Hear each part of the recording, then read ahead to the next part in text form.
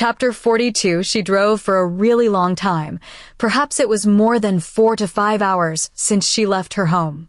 And even though she absolutely hated to drive herself for such a long time, she had no choice but to, especially considering that no one should know of the person she was meeting.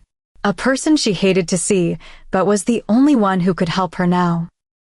She was already steadily losing all her patience on the way to this dark, gloomy place, and then she lost even more as she went through all the checkups.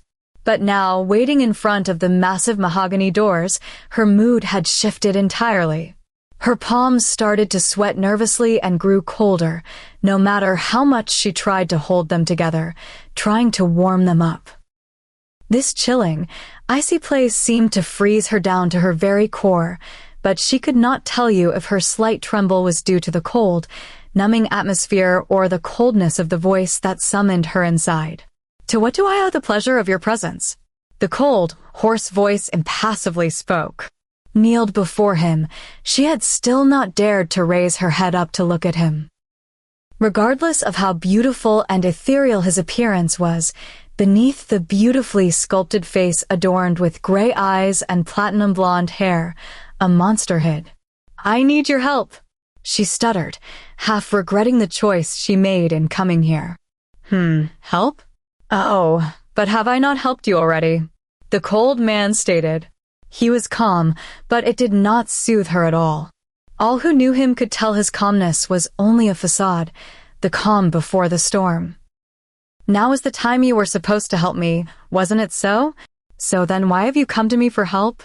Have you accomplished your end of the bargain so that you could dare have another wish? Or because it has been decades already, have you forgotten about the initial arrangement?"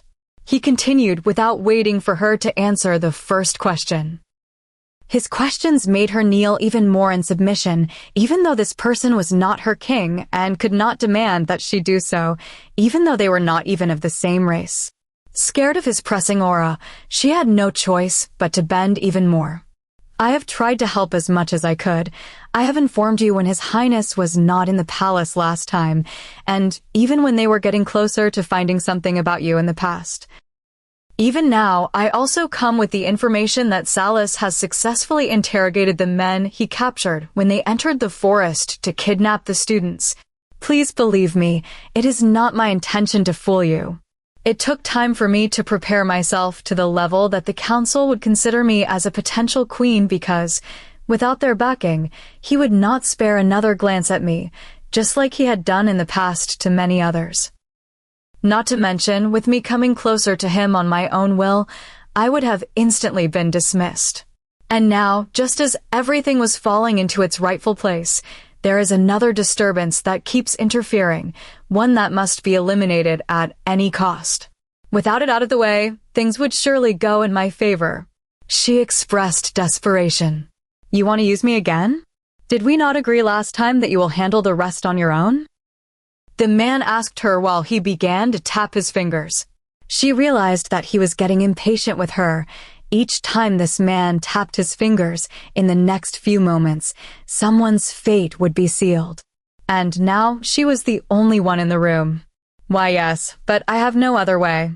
My grandfather had barely included me in the list of potential candidates, and the head council member had also supported me from all the others, but just as I thought my actions would bear fruit, the king. He has changed. And not only him, even the head council member changed too." The woman, trembling, said. It had all run smoothly. All her preparations were complete, all for the day when she would stand above all. If it weren't for that little. Excuses, nothing but excuses. When you asked me to get rid of your mate, you were very confident in your abilities, Yvonne. You assured me you would be the queen. Now, you blame your failure on others?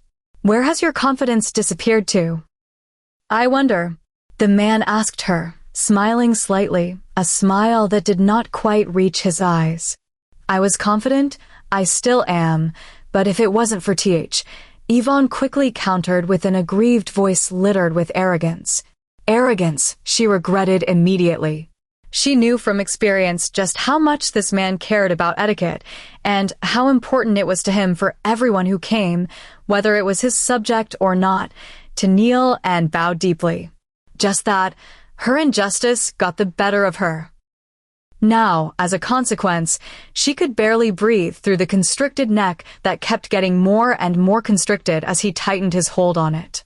Luckily, she still had her feet just barely touching the ground, supporting her body, or the current situation would resemble a noose tightening above her neck, putting her life at risk. It terrified her, as the man seemed determined to harm her without waiting any longer. He kept increasing the pressure. "El lover," was the only word she managed to utter with great difficulty, hoping that the curiosity to know more would prolong her life. "Lover?" asked the man, loosening only a bit the grip, to barely allow her to explain more.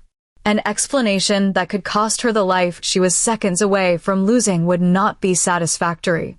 "Why, yes, I think Salas's change is due to a lover, someone even the council acknowledges," she managed to say slowly through ragged breaths of air. "Oh, is it his mate?" the man asked her, seemingly indifferent, loosening his hold even more. But she was still not assured the danger had passed, as his eyes seemed to burn in anger. Was it still because of her, or was it because of the information she shared? "I don't think so, because if it were this, then the head council member would not have brought me to the ball still trying to introduce me to Salas. No one would ever try to interfere with the bond between a member of the royal family and their mate. One could be exiled or even killed if they attempted to do so. The mate of the king, more so, is the most respected werewolf after him, as she was chosen by the goddess.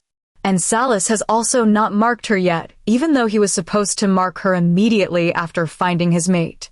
She tried to explain with a hoarse voice as she was massaging her now freed neck. "But you said earlier that even the council is not backing you anymore. Which one is it? Why would he help before and then immediately dismiss you?" The man reasoned as he was returning to his throne. He had appeared not to listen to her reasons before, but he had indeed paid attention to her words. "I do not know. That is why I wanted your help. I want to get rid of that little thief." She appeared out of nowhere, and in just a little time has the king wrapped around her little finger. She treats the royal palace as her home. She is even permitted access to his mother's garden, a garden no one was allowed to step in before. Yvonne explained, aggrieved but now toning down her arrogance. "The royal indoor garden?"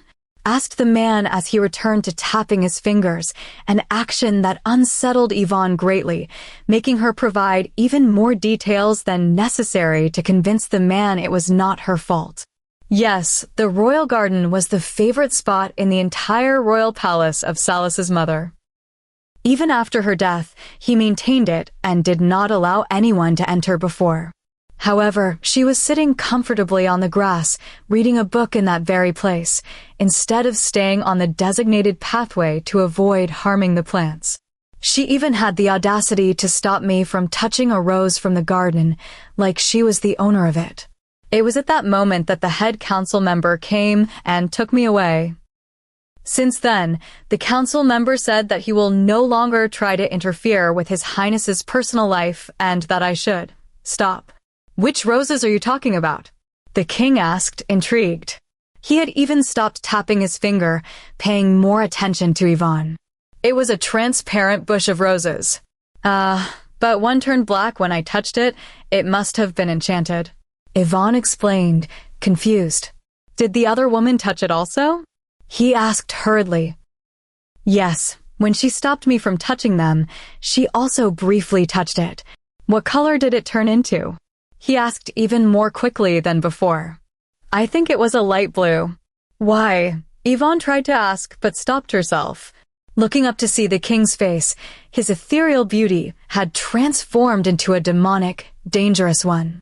She could hardly breathe in his presence, just like when he choked her neck before, but he had not moved a muscle to step down from his throne. He had not attacked her in the slightest. Her breathing was suppressed because of the terrifying aura he released, an aura that made her plummet to the ground in terror. At the academy, Friday evening, it was already Friday.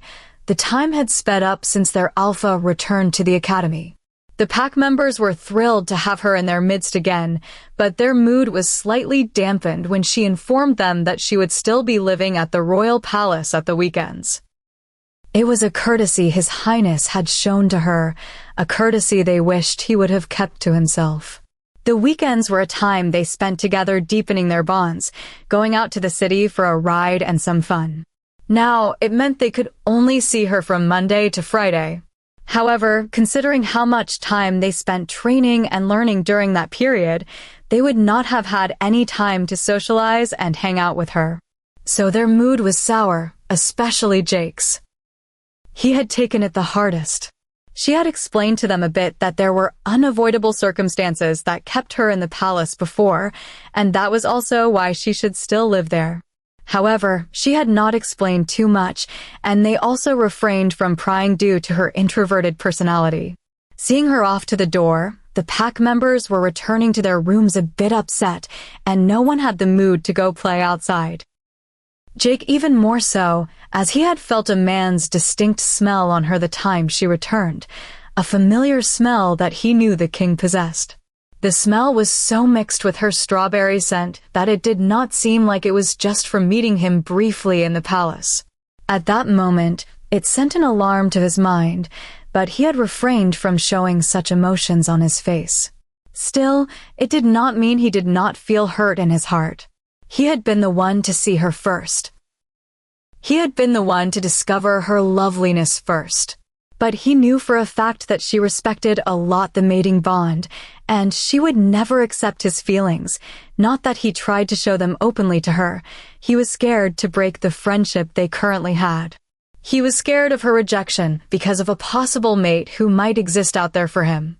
He was certain that Celia no longer had a mate. He had sensed it had to do with why she had returned quickly to the academy before, and confirmed it when he had inadvertently listened to a small part of a conversation she once had on the telephone with her brother. A secret he had never told anyone. But even though she no longer had a mate, she would never accept him, the one who had not met his mate yet. And even if he did and he rejected his mate for her, it would make no difference. It would most likely incur her despising him rather than accepting him. He was, unfortunately, in a deadlock. He could not win against the king, who at least had no mate for 100 years and was unlikely to have one at all, as perhaps something happened to his mate before he managed to find her, and Celia would not have a problem being with him.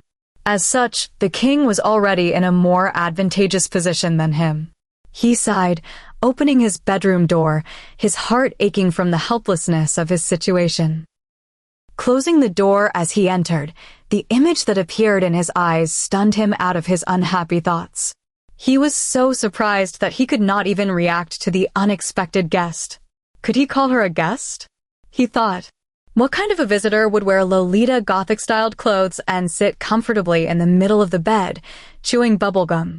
She even had a pair of headphones on her ears and was entranced by the music, singing along with it with her eyes closed. Had someone actually lost a child, and she found her way to his room accidentally? But his room was obviously locked before. Still looking at her, a ball of fur tapped its little paw on her leg, trying to get her attention. Only then did she finally open her eyes and look towards the door after seeing the small cat pointing towards it. The small beauty frowned at Jake's appearance. She was as confused as him to see him in this room. "Who are you?" she asked. A question Jake believed was one that he should have been the one entitled to say, not her. "I am a student at the academy. But who are you? And why are you in my room?" He returned the words to her. "Oh, did I enter the wrong window? My mistake." She giggled, getting up from the bed. The cat sighed and swayed its head from side to side, following her towards the window. Didn't Waning say Celia's room was on the 3rd floor? Second room on the right? The petite woman asked herself as she took the letter out of her pocket. She was as ditzy as ever, the small cat thought, but did not voice her thoughts.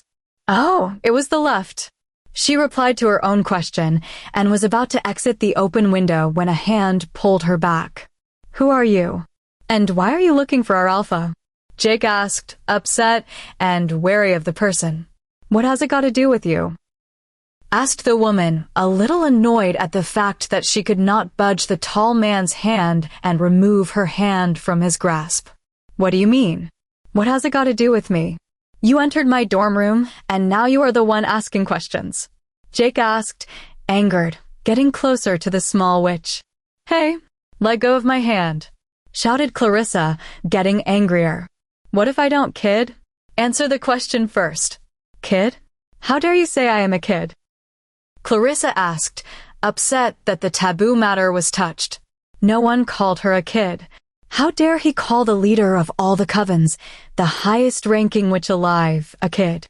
If you are not a kid, then who is? Jake asked, a little amused, even though he was still angry. He could not help it. Her pouting cheeks made him act to annoy her further. Listen here, little pup. No one, absolutely no one calls me a kid, Clarissa said, also getting closer to him. Feeling it was such a pity as his cocky attitude did not suit his beautiful appearance and the delicious bubblegum smell that she could sense from him. Audite ut mea mandatum. Clarissa spouted her spell. A spell that made Jake freeze, like he was waiting for her commands. Transform into your wolf, little pup. Clarissa continued, glad that he was now obedient, as he should be. Unwillingness was all you could tell from Jake's face, but he was forced to listen to the witch's command. He had no choice but to do so. He had not been weary of her being a witch. What kind of a witch dressed and acted like her? He had never met one, but in his mind, he assumed a witch would be an old lady with a crooked nose, dressed in black clothes, and wearing a pointy hat. Her appearance and the feeling of powerlessness she previously emitted fooled him.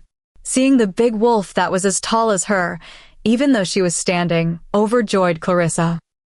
Honestly, the gray wolf with golden eyes was so much more beautiful and lovely than his human form. Sit, she said, just like one would tell a dog they trained.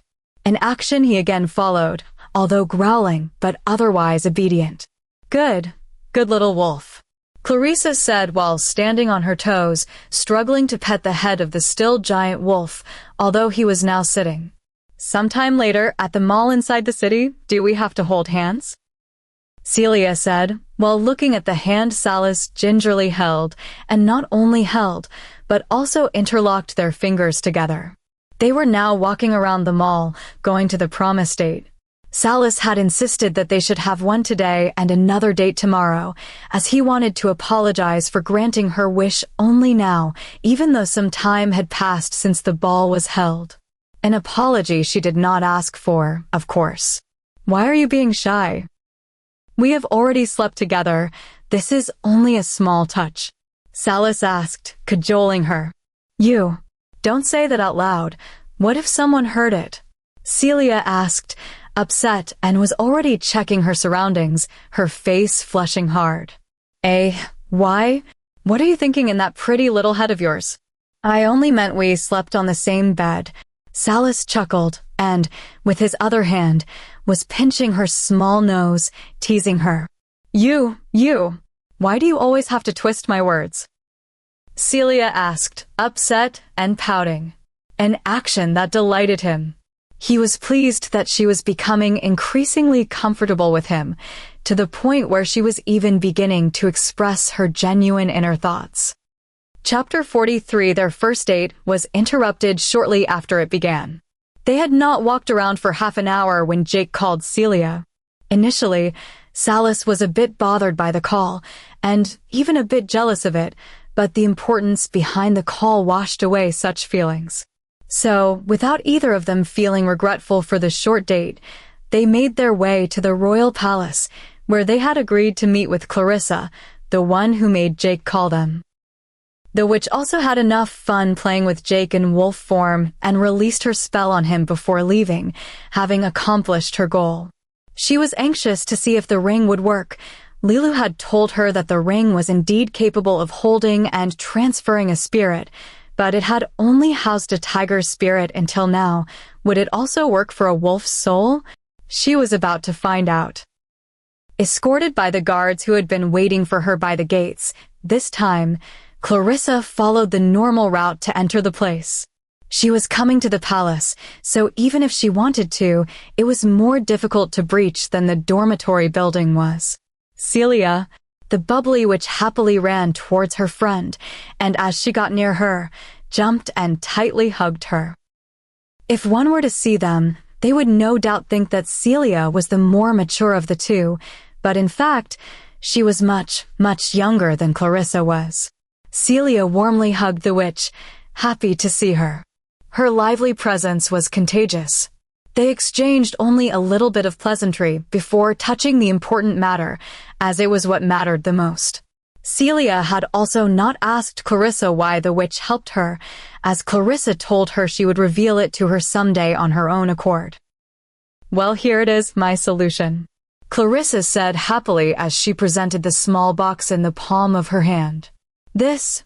asked Celia, looking at the box in which stored a small silver ring with a ruby red stone embedded in the center of it. "Yep, this ring belongs to my friend, a pure-blood vampire.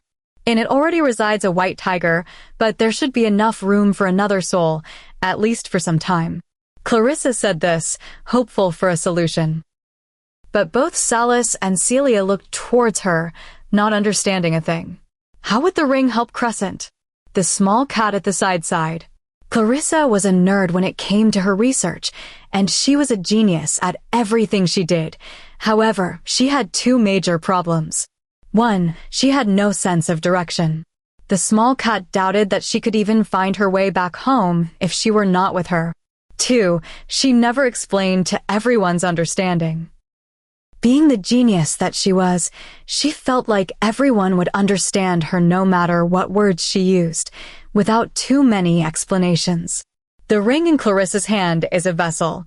The small ruby at the center can actually host the souls of spirits who have lost their original bodies.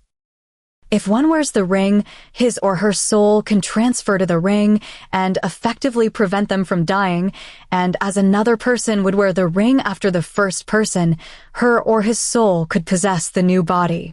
Explained the small cat instead of her ditzy owner.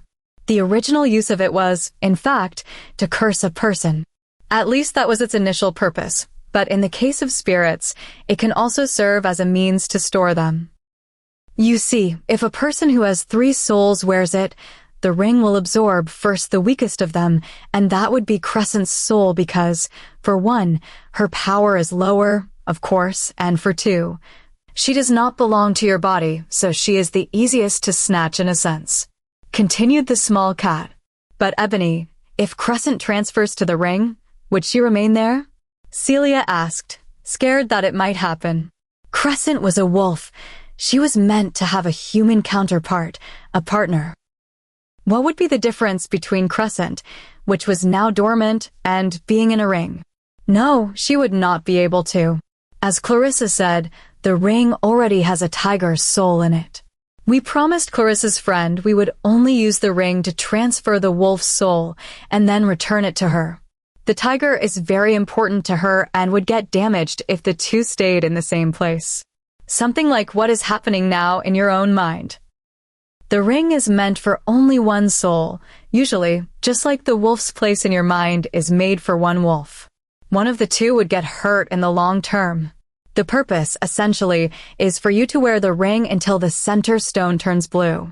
At that moment, Crescent would have successfully transferred to the ring. Then we would have another person wear it and effectively transfer the soul to the new person. Ebony, the black cat, explained. She was as smart as her owner, but had more common sense than the latter and could explain what her owner could not.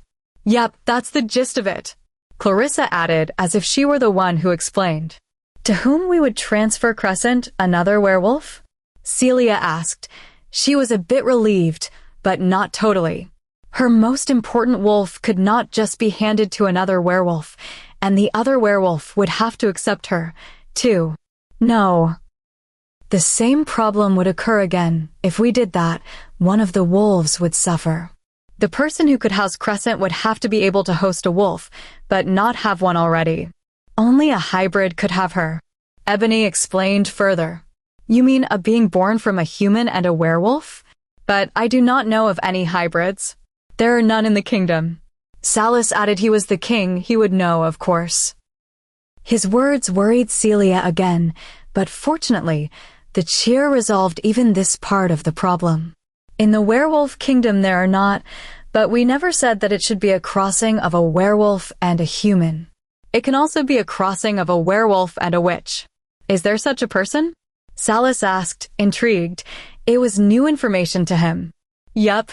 Yours truly, Clarissa said cheerfully, pointing to herself. You. Both Celia and Salus asked together, surprised. Yes. After my father's mate died, he met my mother, a witch, and this beautiful witch was created. Clarissa appreciated herself, proud. Yes, Clarissa should be able to have Crescent in her mind. Ebony also added that the witch's words were not easily trustworthy. Not only because of Clarissa's childish face and bubbly personality, but her pride also did not help. But if she is a hybrid, how is she so powerful as a witch? She is the leader of the covens. Shouldn't her power be halved because of the mixed blood? Salus asked, a little distrustful of this fact. In fact, he knew of the witch, and he was aware that Clarissa, even if only recently became the leader of the covens, based on her power alone, should have been made the leader a long time ago. But interested more in research, the witch never wanted to take on something as bothersome as leading, as it would take too much time from the time she dedicated to her potions. She is mostly witch, because whenever a werewolf would breed with another creature, the hybrid that would result would almost never be a werewolf. It would inherit the genes predominantly of the other creature. Just like Clarissa, she is mostly witch, but still having Crescent in her mind should pose no problems, as she has a wolf's place, but no wolf in it. Only then did Celia finally sigh with relief. Handing Crescent over to Clarissa, other than her, she would not know of a better host. All right, then shall we test the ring? Clarissa asked. Celia nodded and took the ring out of its box before putting it on. Once she slid it on her finger, the ring magically resized itself to fit her size. Is it working? She asked, turning the ring over to inspect it. It will not work immediately. There are a few conditions to it. 1, you will have to wear it until it turns blue, but this will happen slowly. It could take anywhere from a month to 2 months.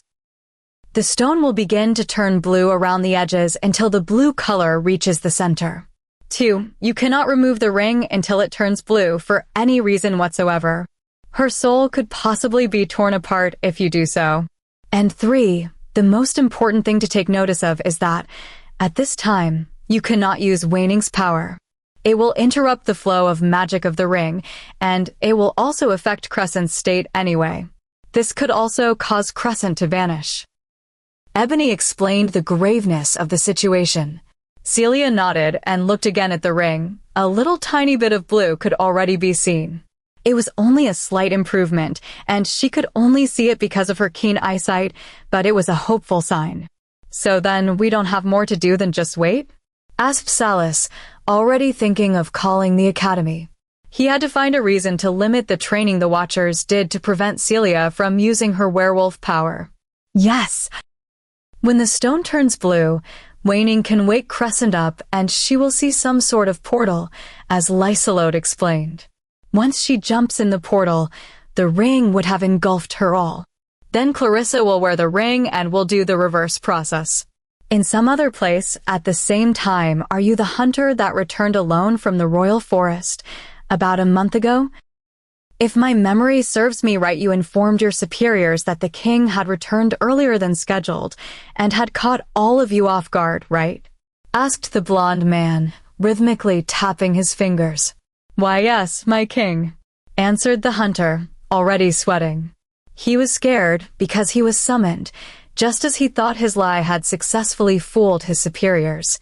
Barely escaping with his life from the savagery of that young woman, he had hidden the truth until now.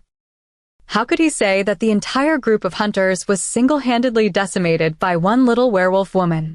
No one would have believed him. Even less because of the fact that she had been shot that many times with wolfsbane bullets, bullets that had been researched for many years, doubling their deadliness.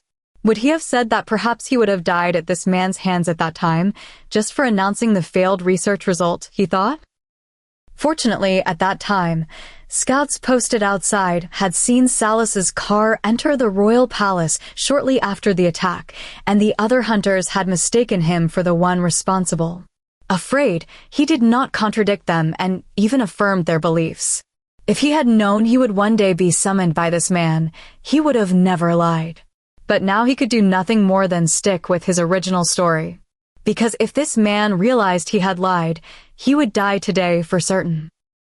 So then why did I hear today that in fact your whole group was killed by one little werewolf female? The man asked calmly. That is not. The hunter, trembling, tried to reply. Say another lie and you will lose your head. The king informed him. He really was in no mood to torture someone, and with his patience, he was unlikely to torture him. He would kill him swiftly, more likely. Left with no choice, especially after knowing the king was aware of the truth, he recounted that day's happenings. What an interesting woman, the king thought. As expected of the werewolf king's mate. Indeed, the old lady up in the sky favored the king of the werewolves. Even his mate was perfectly engineered for him. He really did hate her a lot. How partial was she? He had initially thought that she had abandoned the king and even left him without a mate because of the distant past. 100 years had passed, and Salus had no mate. Was it to make his mate even more perfect for him? To ensure the chosen queen of the werewolves was flawless? But then, why did Salus not announce her identity until now? Why had he not marked her yet? If Salus did, then Yvonne would have known of it. Why, you said, you would not kill me?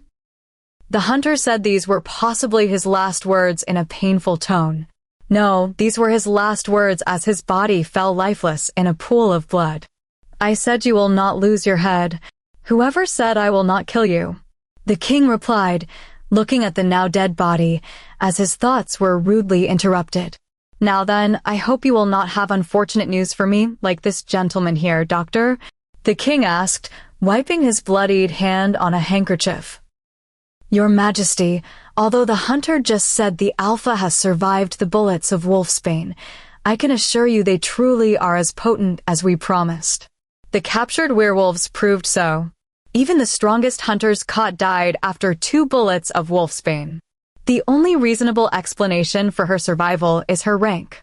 Perhaps she is closer to the 2nd rank. We've never tried it on such a powerful werewolf before, explained the doctor. As opposed to the hunter from before, he was more composed. He had never lied to this man, and this man still needed him as well. I do not doubt that, doctor. Otherwise, you would already be accompanying this hunter to the netherworld. I am more interested in the other research. Time is pressing us, unfortunately. The doctor stiffened a bit at his comment, but still answered the question coherently. In another year or so, the venom should be fully rid of all of its defects. The doctor said proudly it was 2 full years earlier than what he had promised. At what percentage is it now? The king asked, tapping his fingers thinking. It is at 25%. 1 in 4 subjects survives. It's good enough. By the end of the week, I want 1,000 successful subjects. But Your Highness, we do not have that many candidates available. We would need at least 3,000 candidates or more. At present, there are only 200 who survived the venom, and awaiting to be tested we only have 2,000 more. We are still lacking 1,000 candidates at least. The doctor explained, confused. He did not understand why the man hurried. Not to mention, he obtained 200 successful specimens in a year, and the king wanted 800 more in just 5 days. The venom was ready, and there was enough of it, but how many were necessary to be sacrificed? You will not lack specimens, doctor. Just start with what you have first. Lucian, gather the materials the doctor needs. Also bring the witch you have left. She should still be of use, even without her sister. He commanded one of the 2 bulky men who were also in the room. Yes, my king. But if I gather that many, I will not be able to do so undetected, Lucian said, already kneeling to confirm his order. They had moved almost undetected all these years, gathering strays mostly. 1,000 missing people would attract anyone's attention to them, no matter how skillfully they collected them. It does not matter. In fact, it would be better to leave some tracks. We need some hounds on our tracks. The king dismissed his worries. He had used hunters and rogues until now to mislead the werewolves, but there was no need to keep on tricking them. This would be the last time he used a diversion. The presence of the king's mate has already changed the situation significantly. He would not give Salis time to mark her and become even more powerful than she already was. As always, confirming the order, the man named Lucian did not wait longer and followed the doctor out of the door, dragging behind him the body of the hunter. It seemed they could finally play to their heart's content without fear. They would truly have some fun, the bulky man thought. Cain? The king asked the other man, who was already waiting, to kneel for the command. How long has it been since you last saw your brother? I think it's about time to pay him a visit. His real self has been sleeping for long enough already. The king said thoughtfully towards his most trusted aide. They were forced to adjust their plans in light of the new information, but there were also some bright sides to the situation. Indeed it has, Your Highness. For you to permit his return. He will be overjoyed. Cain bowed even more, his head in obedience.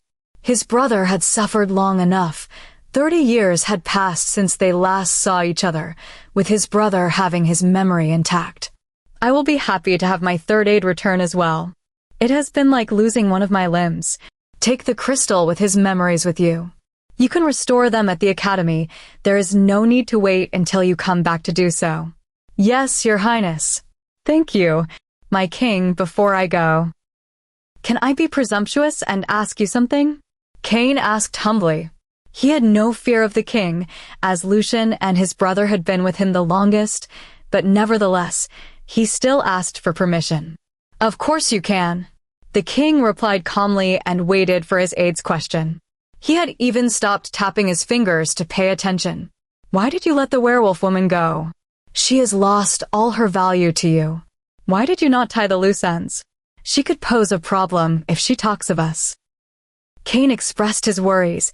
He knew his king never did anything without thoroughly thinking of it, even if it did not seem so at times, but he still wanted to know. She told me that the 2 hunters that were captured were interrogated by Salis successfully. The king gave a hint to his aide. But that is not possible. The hunters were under a spell. If they were to ever be interrogated even under torture, they would only ramble a bit then kill themselves, before something usable would be extracted from them. Cain exclaimed, confused. This was one of the reasons they were not worried about the captured hunters in the first place and never bothered to silence them. Exactly. It seems that Salis still has the complete loyalty of his council. The king smirked coldly. Then she was fooled by her own grandfather? She was told fake information. Cain deduced. Well, perhaps not exactly so. They must have realized when the attack took place that we had some people on the inside. Therefore, everyone who was aware that the king was not in his palace, except for his council members, was fed false information. Whatever was traveled outside from one individual would help them determine the informant, most likely. Even the council members' families are not excluded from this rule. Yvonne has failed her grandfather's test. We do not need to do a thing. Her grandfather would take care of her. Not to mention, she doesn't know too much about our origin. She never did. She truly believed that I only needed her to have an ally on the werewolf throne, nothing else. Poor thing. Truly stupid. Poor thing. In fact, the information she told me over the years was enough of a payment for the favor I did back then. The king chuckled. But even so, how would they know she told us? We have magical barriers all around. She did not have a single spell on her for them to trace her. Who knows? It did not matter that much to me to check. Now, if your curiosity is satisfied, go and prepare. At the end of this week you will meet your brother. Cain nodded and rose to his feet to rile up his men. Cain. The king stopped him just before he opened the door to leave. The latter immediately turned around, waiting for his words. When you go to the academy to retrieve your brother, please bring another person from there for me, will you? Chapter 44. How is it? Do you feel strange? Salis asked her slowly. Do you? Celia was trying to say but could not in the current situation. Salis murmured, oblivious of her turmoil. Do we have to? Celia tried again but felt wordless under his close stare and touch. I am listening. Salis assured her but did not react in any way whatsoever, still doing as he pleased. Do you have to hold me like this? Celia finally said aloud, unable to bear the situation any longer. Like how? I am only hugging you, Salis stated, confused, with a soft, mellow tone. She felt like his voice was scratching at her heart, especially when he spoke so close to her ear, and his arms, which wrapped around her abdomen, sent tingling sensations all over. The problem is how you are hugging me, Celia said, with her usual expressionless face, not so expressionless after all. At least, that is how it looked in his eyes.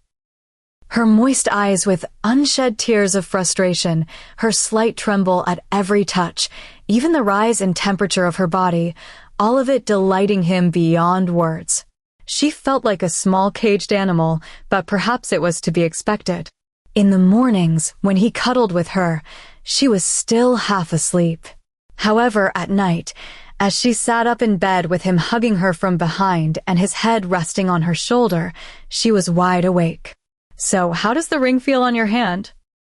Is there something unusual? Do you feel strange? Salis asked his initial question again, ignoring her words and even redirecting her attention. I don't actually feel anything. It feels like a normal ring to me, Celia said, fooled by his redirection, as she raised her hand in the air to check how much the blue had covered the stone. Unfortunately, it was still only a fine line surrounding the stone. It indeed looked like it would take a month or more. She was still admiring the beautiful ring when she flinched, as the man who had promised not to do something was actually doing something. You liar, Celia said, and instantly separated from him, raising her feet off the bed. If he had tried, he could have stopped her from leaving his embrace, but he wanted to see her cute, upset face also. How did I lie? Salis asked serenely, not a speck of guilt on his face. Why you said you will not do anything, but in the next second you kissed my neck, Celia said, and even pointed at the spot. That's not your neck. At least, that spot is not, Salis replied, still devoid of any regret. In fact, he looked like he was the one who had been wronged. What? How is it not mine? She asked in a high-pitched voice, her tone upset. She did not understand what he was trying to convey. That spot will have my mark on it a month later. So technically, it's mine. He said it was the most obvious thing in the world. You shameless man. How can you say that with a straight face? Do you want to see what else I can do with a straight face? Salis asked, smirking, before quickly rising from the bed and going after her. Alpha. Jake interrupted her thoughts. She jolted at his words as her vacant gaze stopped, and she looked at him, trying to contain her flustered face. A week had already passed since that night, but she would still remember it each time she was alone. There must be something wrong with her. It was like that man enchanted her. All she could think about these days was him. Even now, she was actually in the middle of studying in the common room with the others, and her thoughts flew to him. If she were like this, even though she was not marked yet, how would she be when it happened? Alpha. Jake called her again, seeing her drift once more into her thoughts. Why, yeah. She finally replied. Are you all right? Could it be that little witch actually did something to you last time? You told me it was right to tell her your location, but you are spacing out too much these days. Has she enchanted you or something? He asked, worried.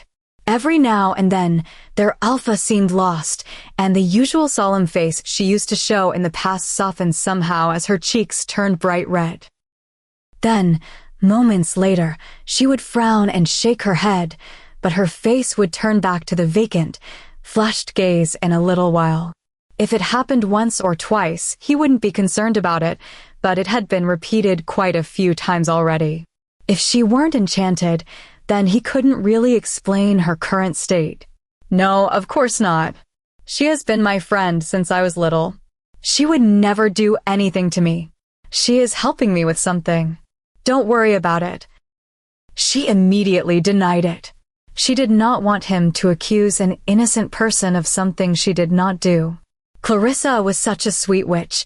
She would never use her spells on anyone or hurt even a fly. What was it that you wanted to say? Celia asked him to take his mind off of asking her more. I was already telling you, but I guess you did not listen, so I am going to tell you again from the beginning. Gabriel has someone visiting him at the moment, so he sent the secretary to let us know we will be training first, then have the history course with him. So we should probably go change. The training starts in half an hour. Oh, all right. Celia replied, already standing on her feet and collecting her books from the table. With the table cleared, she followed the guys out, walking behind them to the locker rooms. Although the combat teacher was informed that her health had not yet fully recovered from the attack, she still wanted to continue training to maintain her physical shape. Of course, this was not the real reason she could not train with her werewolf strength. The real reason was Crescent's transfer, but this was a secret. So, this whole week, as the guys had their rough and harsh outdoor training, she would hit the gym and exercise on her own, having an easier workout. How is it, brother? Do you remember me now? Asked Kane, finally able to talk comfortably with his brother after all these years, with the latter having his memories intact. His brother was a hero. He was the one who had volunteered to have his memories stored in the crystal and stay as a dormant mole in the academy. The information he had gathered all this time would be priceless. The defenses, the securities, and every bit of information he would have would help them out a lot. But it did not mean he did not miss him. He was the only member of his family that he had. As rogues, they only had each other before His Majesty had brought them to his side. Yes, now I remember.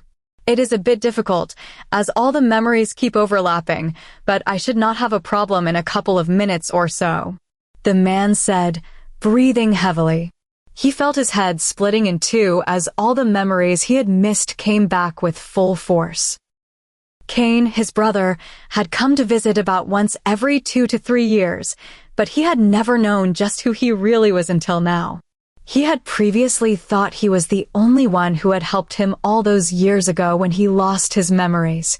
But strangely, perhaps because of the blood ties between them, he had never doubted the existence of the man before him as someone he could trust. Only now did he know just why. If you have come, does it mean I can finally go back? The man hoarsely said. It hurt him a lot, the process of restoring his mind, but he was happy to be his true self again. Yes, it has been long enough since you have been away. His Majesty has graciously called for you again. Kane replied, Good, good. Having my memories again, this place disgusts me. Being rogues and enjoying some good killings and tortures together, these are things I have truly missed. Don't worry. The cages are filled with some good praise. We won't have any trouble having a bit of fun. His brother assured him. Then let's leave. With my memory intact, I think I may just kill someone before leaving this place. Kane's brother, chuckling, said. Having reverted to his old personality, he was now only a killing machine. One could not see even a small sign on the face of his former memoryless self. The teacher, who had gladly taught his students and prepared them for their future, could now rip their throats out without even a small regret or remorse. He would do so, even with a bright smile adorning his face. Wait. Before leaving, His Majesty has a person he wishes from this place. It would be a wonderful present to bring back home for him. Kane said. Oh, who? The man asked, confused. Who could His Majesty want from the Academy? The alpha of this year's Watcher Pack. These past few days, Lucian has begun hunting some prey, so the king's and his officials' attention should be somewhat redirected towards that. Even now, he is on their tracks, and we would be long gone before they could track us. However, it may still be a bit challenging to do. The Academy still has its defenses. That was why I came to get you first. Not to mention, the Alpha would surely put up a good fight. She should be a tough opponent. Although I am sure you are already aware of that. Cain affirmed that he was troubled by this. To get inside was easy, as he knew someone who could vouch for him when he entered. However, bringing someone out would now be nearly impossible. In the vast academy grounds, even one student missing from their designated place would alarm the teachers and guards, more so if it were the Alpha of the Watchers. Not to mention, even if she were only a girl, her rank should still be high. As the hunter told them, they had put 7 bullets in her body, and she had still survived. Such a person would certainly fight back, even if they caught her off guard. A slight delay occurred because of her struggle, and they would have been captured in a heartbeat. He and his brother had always been powerful rogues, but they could not risk being found out before exiting the premises. Not necessarily. Salis has ordered us, teachers, not to have her participate in the normal training for the time being. For her to abstain from the usual training the Watchers usually do, it should not be something without a good reason. There could still be an opportunity for us to bring back the gift for His Majesty. His brother said, thinking for a bit, and then smirked. Why stop her from training? I don't understand. Cain asked, frowning, why would the king order them to stop her normal training? Not to mention, why would the king personally care enough to call himself? It seemed this person was quite special, so this was why His Majesty wanted her. The reason he gave is that she is still weak from the attack, but that was a month ago. No matter how injured she was, she would be perfectly fine by now.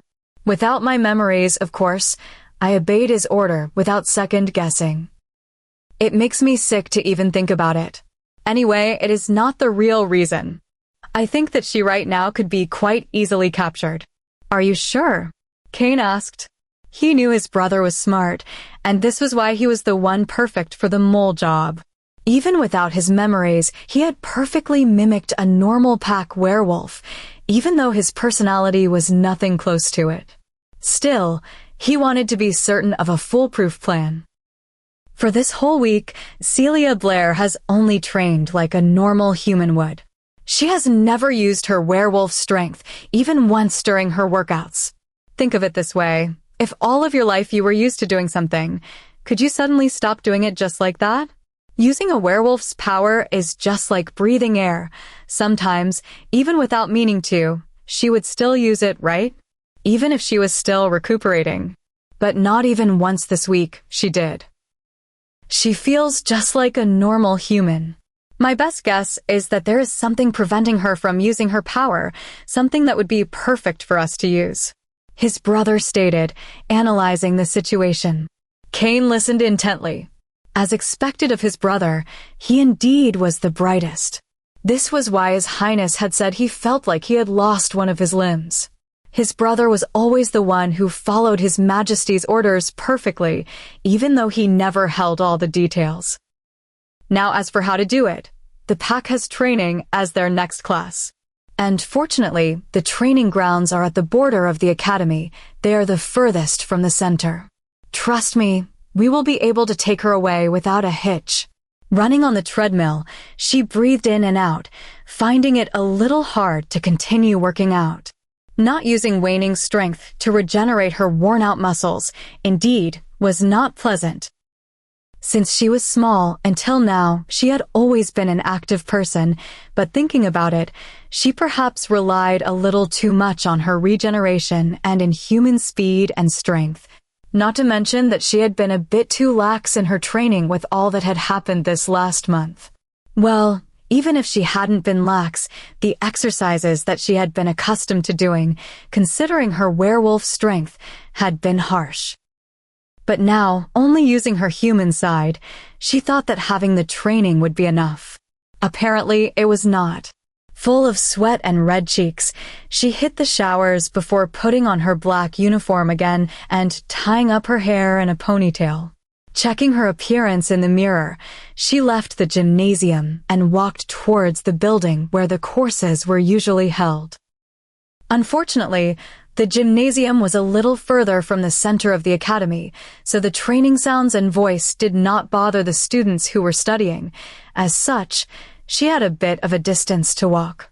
She stepped quickly on the frozen path, but found it odd that she did not see the members of her pack running around, doing their laps.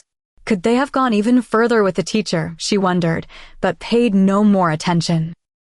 It was quite cold, as it was still winter, and for the same reason as her training, she found the cold a little hard to get used to without her powers. Fortunately, it was only a little under a month she would have to bear it, as she could happily see the blue steadily surrounding more than a quarter of the ring already. Ring, ring. Hearing the ringing sound, she took out her phone and, seeing Salus's phone number on the caller ID, happily pressed the answer button. "Hello," she shyly said. "Hello, my love. How are you?"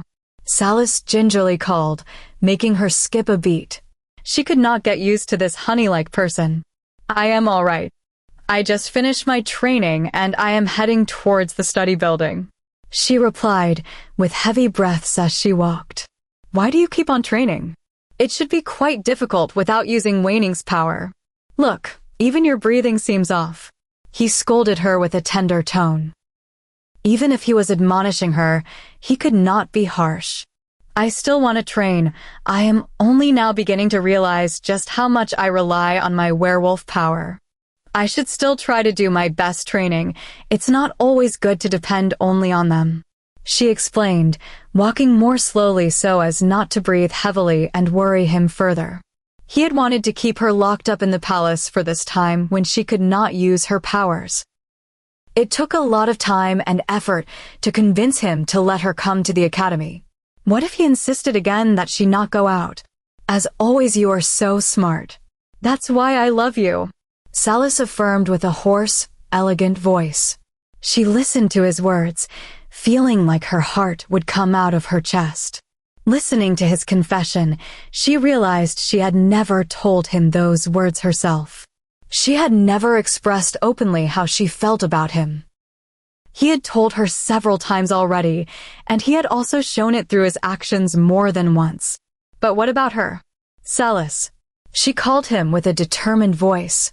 For some reason, she felt like she wanted to let him know how much he meant to her as well. He murmured to let her know he was still listening. "I also love Celia? Celia?" Salus called her and shouted into his phone. Just as he was listening to her words, her voice was suddenly interrupted without her even managing to finish the word she was about to say. Like she was blocked, followed by a loud smashing sound, then total silence, increasing his uneasiness to the maximum. "Celia," he shouted again, panicked, feeling helpless that he was too far away. If he had been at the palace in several minutes, he would already be by her side, but he was farther away this time. His heart felt like it was shattered, hearing the deafening silence on the other end of the phone call. Chapter 45. So in the end, we found nothing. Honestly, you interrupted the Watcher's history class for only bogus information. I thought you were better than this at distinguishing true facts from false ones. Gabriel reprimanded the young man at his side, as well as one of the investigators he had under his command. The man had called him, saying he had some important leads, but nothing turned out right. He was already feeling frustrated, having no substantial leads for all this time, and now he was being interrupted with even fake information. It was like someone was deliberately toying with them from the shadows. First, hunters attacked a pack of students with the sole purpose of capturing them, which was already weird enough, as the hunters' primary goal was always to capture rogues. Not to mention, they had a pact with the Hunters Association from decades ago, and the others wouldn't just break it for no reason. Investigating that, it only turned out that the hunters who entered the forest that day had nothing to do with the organization. What a joke. It was like they were rogues themselves. Honestly, rogue hunters capturing normal pack werewolves? Usually, there should only be hunters approved by the association who hunt and capture non-abiding lawbreakers. And the witches they had brought with them were also not part of the coven. Clarissa, the leader of the witches, had not recognized the amulet they retrieved from the forest when the king asked her the last time she was here after she had given Celia the ring. Secondly, after hunters, rogues also entered their borders. And not just normal rogues, no, rogues that were carrying hunters' weapons. Not forgetting to mention that the first time, their future queen was injured, and the second time, their king. Well, technically, the second time, the king was also partially at fault for carelessly moving forward because of his unrequited love. What would witches, rogue werewolves, and hunters have in common with each other? Why would they collude against them? Now, probably only vampires and dragons were missing from the mix, and they would have the whole set. It was as if someone were rounding up all the strays they could find. Besides the attacks needing to be investigated, he and the council also had to find reasons to dismiss the alphas and betas that had gathered at the palace, and were waiting for Salas to meet with them the second day after the ball. Some left easily when he told them the meeting would be rescheduled, but others from bigger packs were not as easily fooled. And it was not as if they could mention that His Highness was unconscious and therefore unable to attend the meeting. Humans had also started disappearing in large numbers at that point. Normally, it would not be their problem, but from the look of it, rogues were involved. And they did so without caring about being found out by humans in absolutely plain sight. Really, things could not get any worse than they already were, he finally thought as he was entering the academy grounds. He barely alighted from the car, coming back with his assistant from checking on the missing humans, when he was proven the contrary. Things could get much worse, much worse. Standing on the ground of the academy, the most wretched of sounds was heard from the distance. It was a terrifying, violent sound. It was a sound filled with rage, sorrow, anger, regret, and loss, all feelings jumbled up in one agonizing howl, making one's heart squeeze in fear and empathy. Hearing this sound, the assistant was already on the ground, barely managing not to collapse from fright. Gabriel was still standing, but even he had shown his neck in submission, with the hair on the back of his neck standing in fear. All around the academy, students, teachers, guards, and all those present, regardless of their location, began collapsing on the floor in terror, gasping for air. Teachers with higher ranks were still standing or at least kneeling, with their necks exposed, but all the students were kneeling, with most of them lying entirely on the floor. The assistant barely managed to stutter, as he felt that even the air was hard to breathe. He would recognize that howl anywhere. It was the howl of the most powerful werewolf, their king, but such a tone he had never heard him make in all of his life. His Highness, Gabriel said, frightened by what it meant. Even during the war decades ago, Salas had never reacted like this, had never been this savage and domineering, had never demanded submission like this from them. It was like he had wanted to rip each and every werewolf on the academy grounds. There could only be one single reason that could make the highest-ranking werewolf alive act like this, specifically here. Celia.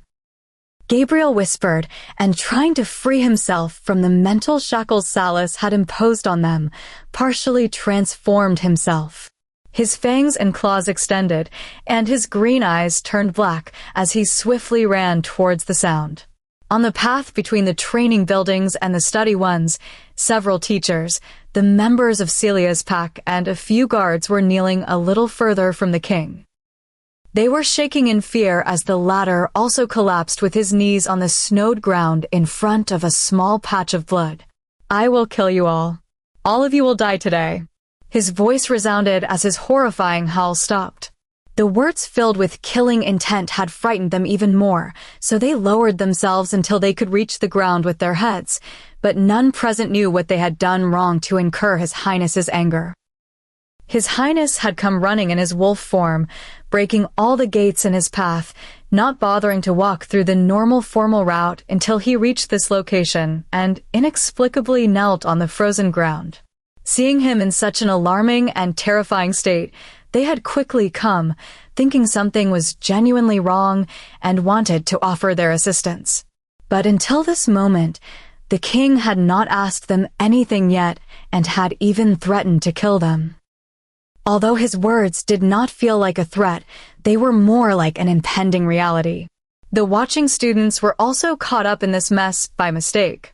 They were only now returning from running around the whole territory of the academy, as their instructor had ordered them to, and were about to go meet up with Celia and return to their classes.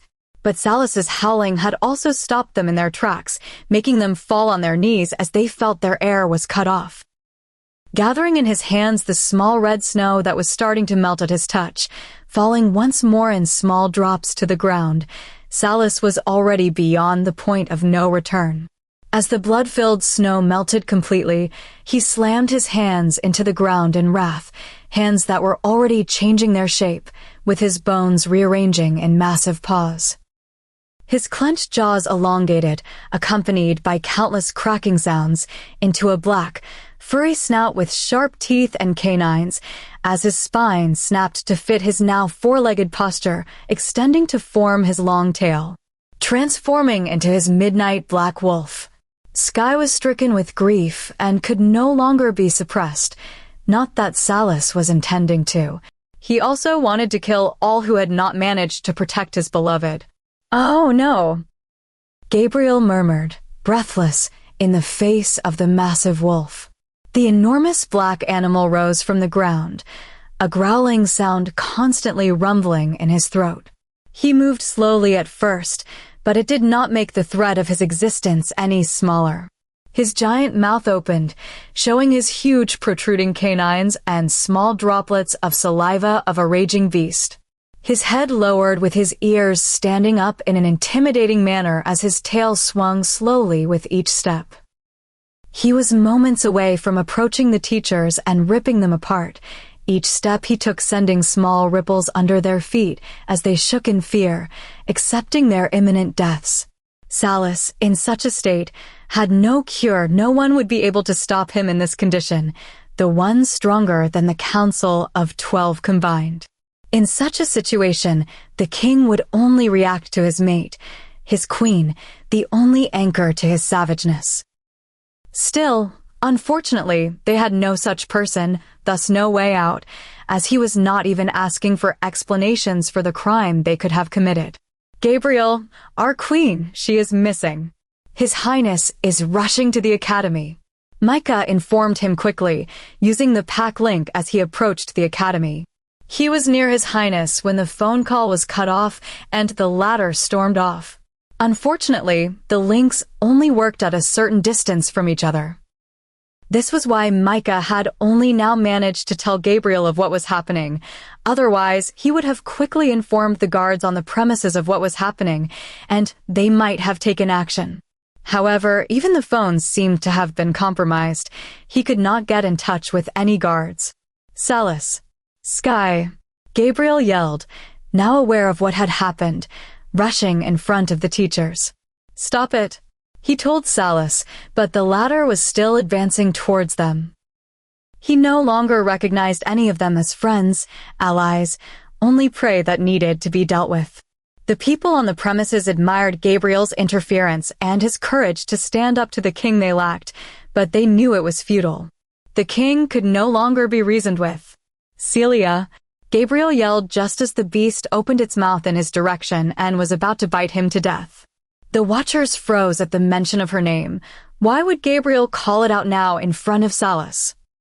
As did the teachers, who did not understand his reasoning. But the one that completely stopped in his tracks, even in his current madness, Sky understood perfectly. He slowly closed his mouth, but did not stop his growling as Gabriel continued. "If you waste time dealing with us, you are wasting precious time in saving her.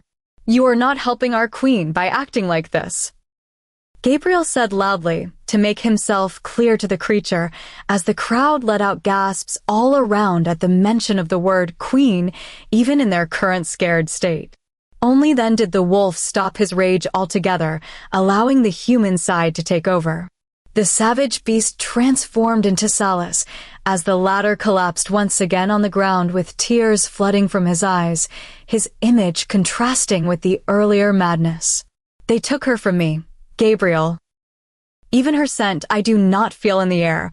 I have no way to follow. My mate, he hoarsely said as Gabriel took his coat off and put it on Salas's naked back. Salas, you are too involved and do not think straight. Take a step back. You are the only one who can find her. Come with me. There is something that can be done. Gabriel said to his friend, not thinking more about the fact that he had been a step away from being killed. Above all else, that was what he had always been to Salas, his friend. After ordering all those present not to speak of what happened, Gabriel quickly instructed the guards to check all the missing people on the Academy's territory. This kidnapping could not have been possible without someone from the inside. But it did not take long to find a suspect, as the watching students, realizing something was off and hearing his words, quickly told Gabriel of their missing teacher. As never before, their combat teacher, Riddick Kane, had told them he would leave for several minutes after instructing them to run around the academy. Normally, they would have only run on the training grounds, but they did not second-guess their teacher's intentions, thinking that the latter had wanted to increase the distance of their jog. The problem was that, although considerable time had passed since he told them to do so, the teacher had not returned. Teacher, we also want to help. Celia is our alpha. No matter what, we can also search for her, Jake said, fearing for her life. If there is something to be done, we will let you know, Gabriel said, but did not offer more explanation. Time was of the essence. So both Gabriel and Salas quickly left, with only Micah remaining behind to check for other clues. At the royal palace, ascending quickly the steps of the stairs leading to the throne room inside the royal palace, Salas and Gabriel were greeted by 5 of his council members, Emery Victor Reynolds, Merrick Riemann, and 3 others had quickly come at Salas's summons. The rest of them were gone in other parts of the world handling pack matters and could not come on such short notice. But nonetheless, all of them had still sent the people His Highness had ordered them to. In the huge throne room, as Salas sat down on his throne, all the people, consisting of the relatives of the council members and other close werewolves who had known about him leaving on the night of the attack in the forest, had bowed down and waited for His Highness to give them the usual permission to stand up. The king would normally ask them to lift their heads almost immediately, but this time he did not. So they could only awkwardly remain with their heads bowed. The atmosphere was weird and suffocating, and the circumstances for why they were gathered were not made clear by their families, no matter how the wives, children, grandchildren, and the rest asked. All who had been over the age of 16 had been ordered by the council members to go to the royal palace without the slightest information. Looking from side to side, hoping that the informant would be between them, but at the same time wishing to rip them to threads were he or she truly in their midst, Salas released his alpha aura. An aura, much like the one at the academy, had engulfed all of them, causing them to fall to the ground, with the stronger ones barely kneeling. Council members, I think I have waited long enough. Nobody is more important than my queen. Salas informed the 5 elders who stood on his right side in the front with a sharp, harsh tone. The information baffled all the bowed people, including the teachers at the academy, although none would admit it. The councilmen did not reply to the king verbally, but instead obeyed by bowing their heads, a confirmation of their loyalty. Indeed, His Highness had shown them enough respect. If he had wished to before, he could have found the informant in a cruder manner.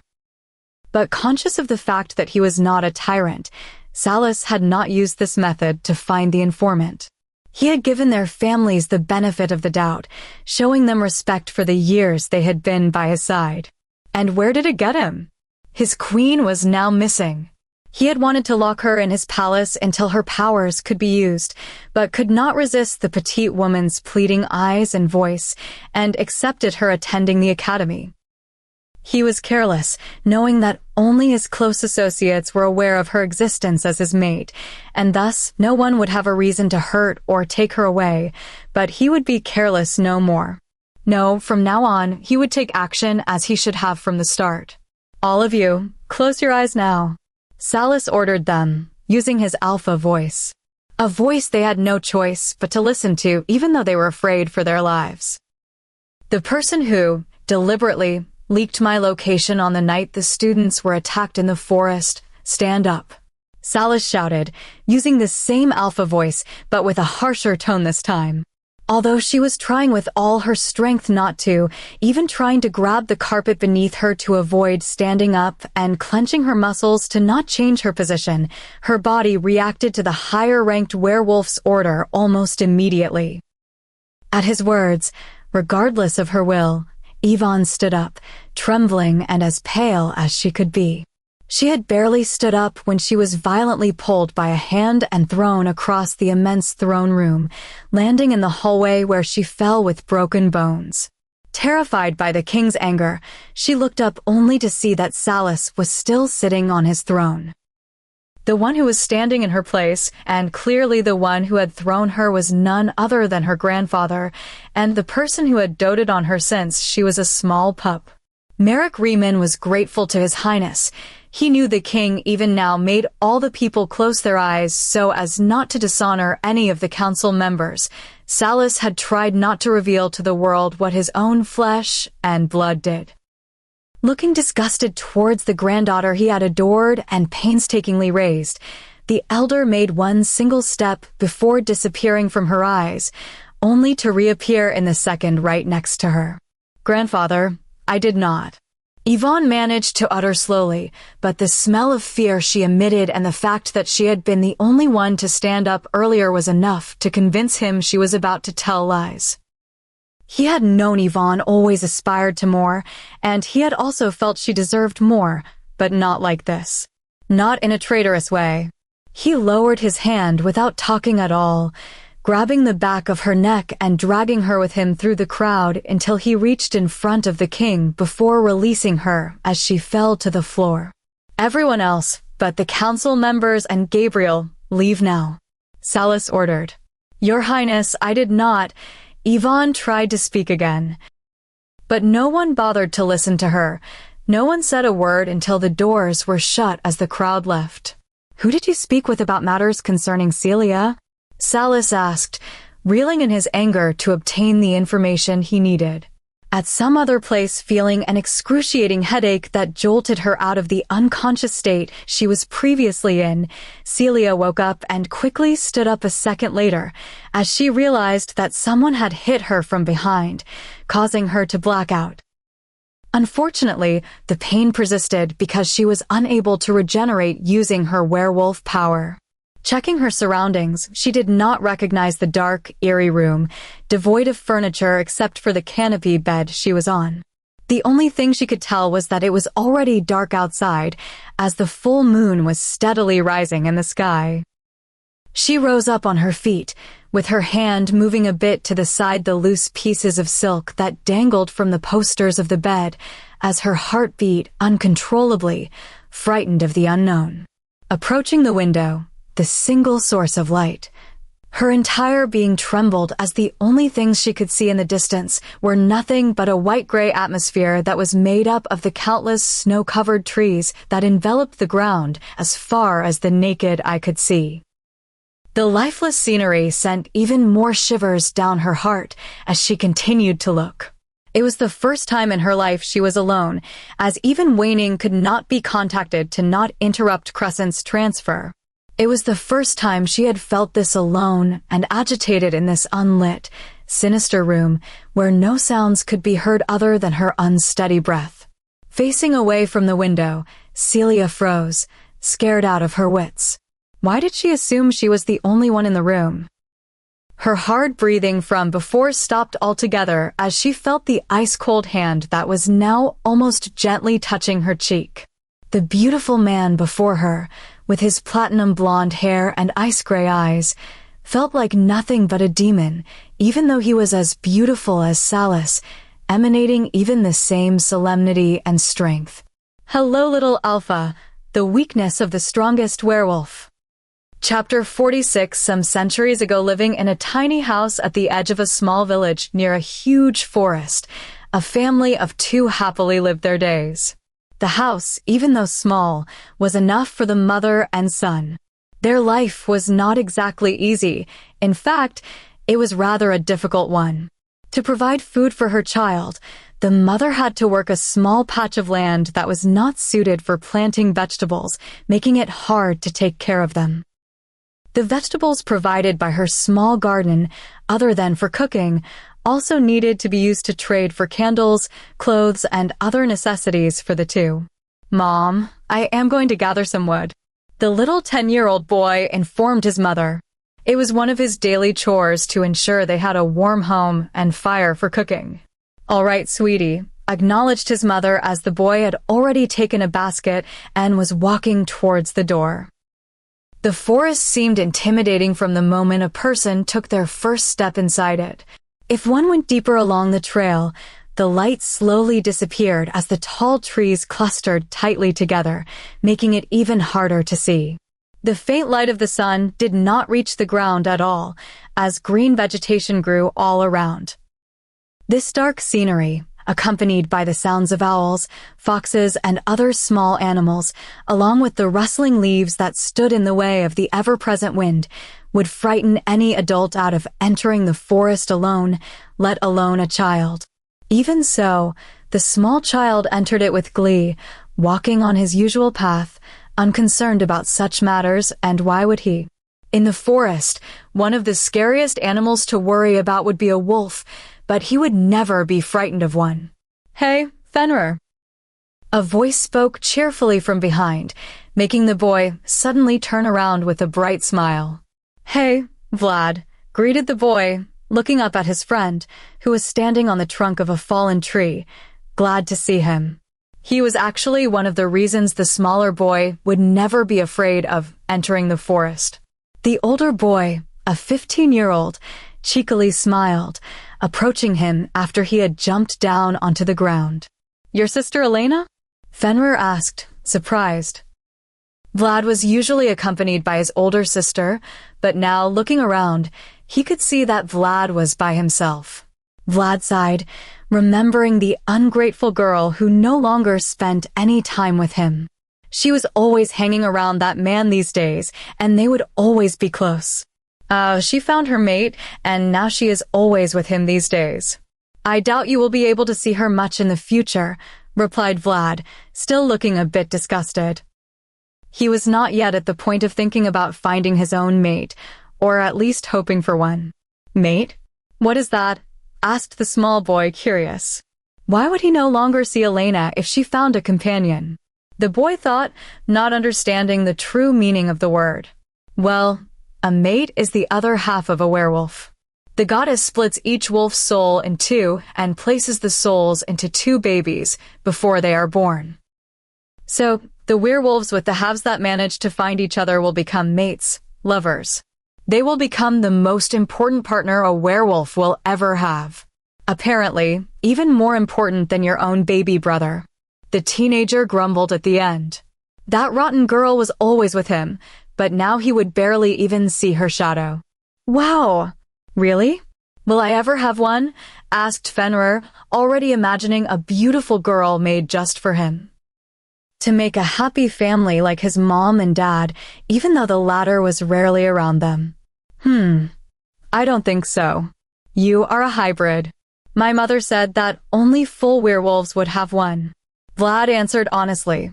He had befriended the small boy a couple of years ago when he smelled him entering the forest, and curious about meeting a hybrid, he had from time to time talked with him.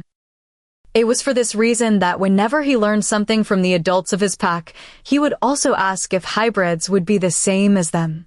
The adults frowned at him, as a hybrid was something to be looked down upon, so they did not take his questions lightly and had also told him never to interact with one, but he still met Fenrir sometimes with his sister, regardless of their words.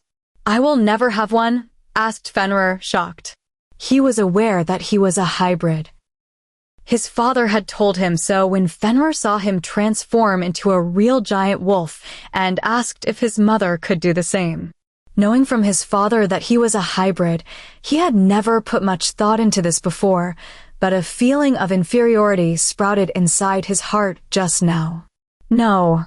Well, the truth is that a hybrid closely resembles his other parent rather than the werewolf parent. So you would be mostly human, not a werewolf. Vlad answered again, not realizing how shocking and life-changing the information was for the boy. He was so shocked that even when night came, he did not go inside his house, waiting to see if his father had come to visit. He sat on the porch of his house, constantly seeking with his eyes the presence of his loved one. Coincidentally, after waiting for several hours, a big black wolf could really be seen in the distance, exiting the forest. Normally, he would barely see him once or twice each year, so he had not told his mother that he was indeed waiting for him, as the woman would not have let him do so, knowing it could possibly be in vain. He happily ran towards the wolf, who, seeing him hurrying, had slowly started to shift into a human. "Father," the boy called, as the man had already hugged him in happiness. "How did you know I would come tonight?" The beautiful, ebony-haired man with blue eyes asked the miniature version of himself. "I did not, but I hoped you would. Listen to this. Vlad said I would never have a mate, and I would never be a werewolf." The boy cried as he told his father his sorrow.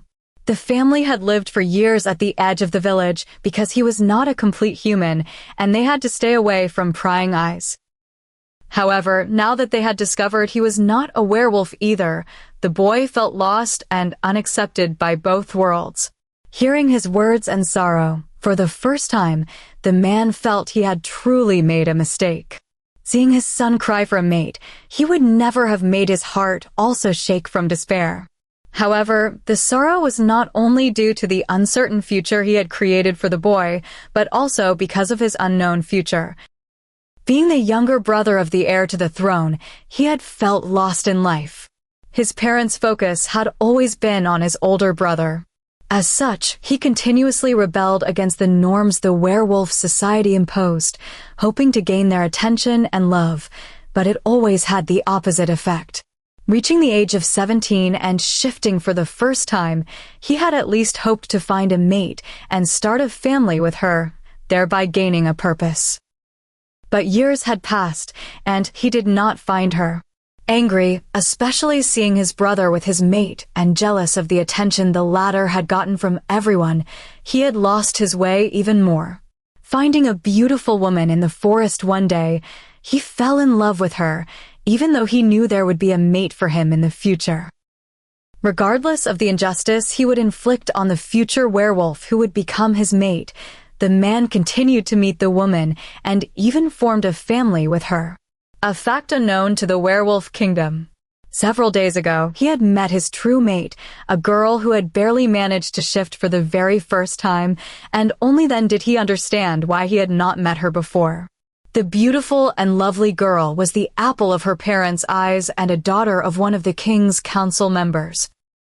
Her parents had doted upon her since she was young. The petite woman was thrilled to meet him, happy to find him so early, but that was only because she was unaware of what he had done. His regret at not waiting for her, coupled with the regret of the lives he would destroy, was quickly sealed away as he could not bear to face the consequences of his actions. So, they were replaced by anger at the injustice of her late arrival, and not wanting to admit he had made a horrible mistake, the man rejected his mate just as he had found her, even though they were in the presence of the king and queen. His father, the king, had tried to stop him. There had never been a member of the royal family rejecting one's mate. But he did not listen, even when the beautiful woman fell wretched at his rejection. How could he tell them he already had a family? How could he say he mated a human woman and made a hybrid child? Infuriated by his son, the king had done what no other had done before. He exiled him from the kingdom, even going as far as writing him off from the records of the royal family. Thus, in the future, there would never be anyone knowing of the future king's younger brother. His father had even gone so far as to prohibit anyone from mentioning his name. The man was upset at his father, who never seemed to favor him, but he still never believed his exile would be forever. As long as his child had royal blood, his father would be forced to accept his family, and he would finally take them to the royal palace. Don't cry, Fenrir. You are a big boy now. Don't worry, even if you are a hybrid, you are my son. You will surely be able to overcome the human side. Didn't I tell you always? The man assured his son, rubbing his head. Only then did the boy smile. He knew that Vlad was speaking nonsense. His father had always told him he would become a strong werewolf. He only wavered for a bit because of the new information. But as expected, his father knew best. Look, I have brought you a gift. See this rose? This is called a fairy's flower. It is from your grandmother's garden. Now as you can see, it is transparent, but if one with royal blood would touch it, it will turn blue.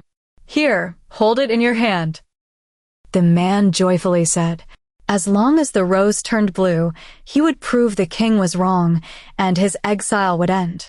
Touching the rose with cheerfulness, the boy waited for its color to change, but the enchanted rose remained transparent. It did not turn to any color, let alone blue. In the present time, Celia was still standing, even though she did not like the feeling of his hand on her face, as the only one who had caressed her cheeks had been her mate. In her current human form, she could not do much even if she wanted to, as the man before her seemed capable of killing her at the slightest mistake. But even in her fright, she still understood the meaning behind his words. By associating her with the king, could this man know she was his mate? Why else would he say she was the strongest werewolf's weakness? I have no idea what you are talking about. Celia feigned ignorance. There were not many who knew of her existence as the queen. As long as she denied it, this man had no way of verifying the truth. She did not want to become a bargaining chip in his hands.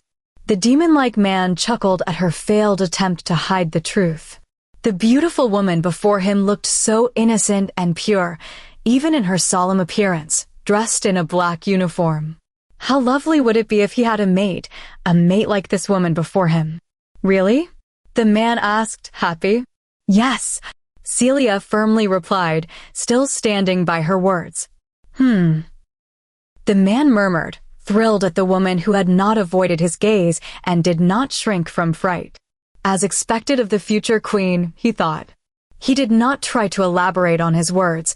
He took his other hand from behind him, as if prepared for this exchange of words, and provided evidence to support his claims. The transparent rose, which his father had once hoped would turn blue at his touch, easily transformed into a light blue hue as it gently touched her cheek. He looked mesmerized at the new color of the rose, but at the same time, quite enraged by it. No matter how much his mad father had placed the rose in his hands and repeated the word blue as if it were an enchantment, the rose never changed.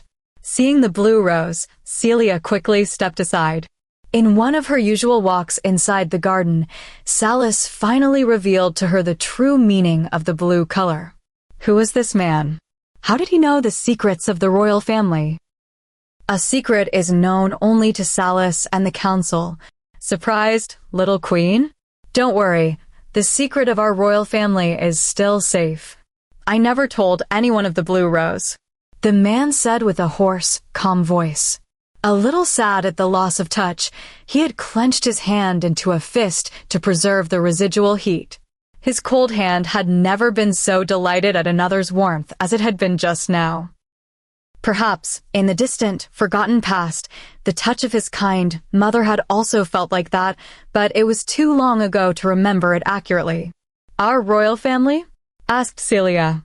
She was very frightened finding herself in this situation and of his presence, but not knowing why someone had kidnapped her or for what reason frightened her even more.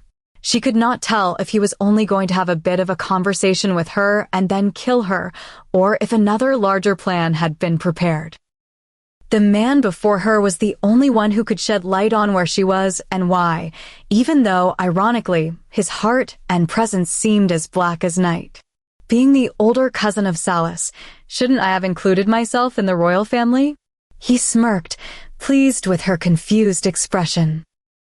At the royal palace, as much as she had tried to deny it, the order of the king had to be obeyed by the reluctant Yvonne, who answered the questions one by one, causing herself to be submitted to a much greater alpha pressure from all those in the throne room, with each answered question. She had tried to seek her grandfather's eyes in the beginning, but the latter avoided it, only showing an angry, distorted face, so in the end, she only looked towards the ground, who came closer to her as she talked more and more of her sins. In the end, forced to speak even without her will, Yvonne had related to them what she knew of the one she had supplied information to, which unfortunately was not much. She had also lost all her desire to resist, realizing it was futile, as it only hurt her more not to answer.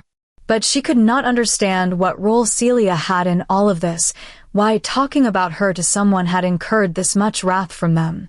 She was an alpha and a watcher also, but why would His Highness treat them in such a cruel manner and make all the family submit to him and force the truth out of them when he had never done such a thing in the past, just for her? She had always been certain she would never be caught being a granddaughter of the king's official, so she had dared gamble for a better future. But why, for only a fling, His Highness? Wait, she had remembered what he said in the beginning. He had said nothing was more important than his queen. Could that alpha perhaps be the much-awaited queen? Was that why that man had also changed his attitude when she spoke of Celia? Right, that man changed his attitude at the mention of the garden, and he also expressly asked her the color of the rose. Council member Reynolds had also changed his stance, seeing that woman touch the rose. Suppose that man knew more than he let on, then she had indeed leaked very dangerous information. It could not be compared with telling him the king was not in the palace that night for him to abduct some students. What is going to happen to me? She murmured slowly, a question more for herself rather than the others. She had dared conspire against the future queen, a ruler possibly chosen by the goddess. It will all depend on how I find Celia. If she is unharmed, then you will only be exiled. Would she have even a small scratch on her body? Your head shall fall, Salas said, expressionless, hearing the question. At this point, Yvonne was much too pale and frightened to even respond or have a reaction. She was so shocked that she did not react in the slightest when the guards carried her to the dungeon. She did not even try to plead or beg for a lighter sentence. I am going first. Gabriel, gather all the men that you can find, and come, Salas said, already getting up and wanting to go towards the doors. Wait, wait! Gabriel exclaimed and immediately went in front of him. Step aside, Gabriel, or I will make you myself, Salas affirmed, already increasing his pressure. There was no time to wait. His little one must already be frightened on her own. You can't leave on your own. You will not save her by doing this. We must go together. Salas, please listen, they want her alive, or they would not have gone through the trouble to get her out of the academy. If you go now, you will get yourself killed. They have hunters, rogues, witches, who knows what else they have. Gabriel quickly stated, trying to convince him. Angered, Salas did not listen to his reasons, and, trying not to hurt his friend this time, like he had been about to do at the academy, he moved around him with lightning speed and still walked out. He did not manage to bypass his friend when the council members stepped in front of him and immediately knelt. To oppose the king twice, they were already considered traitorous.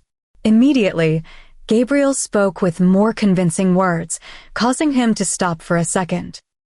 Really, this man, the only words he would listen to these days were those accompanied by a magic name. Celia, what would she do if you go and get yourself killed? Do you think she would be happy? Do you think she would be thankful? You know how she is. She will blame herself for all her life.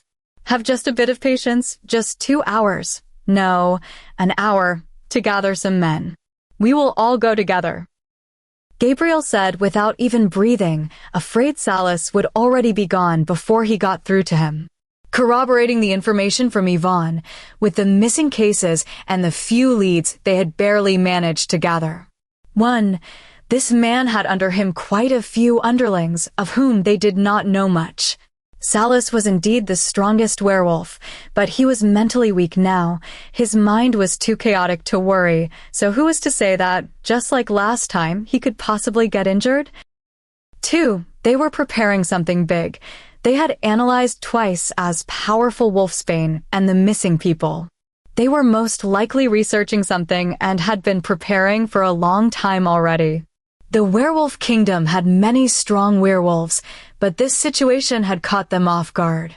There were not so many in one place, so they could not just go to war. Right now, Gabriel could only gather about 2,000–3,000 strong werewolves, but would they be enough?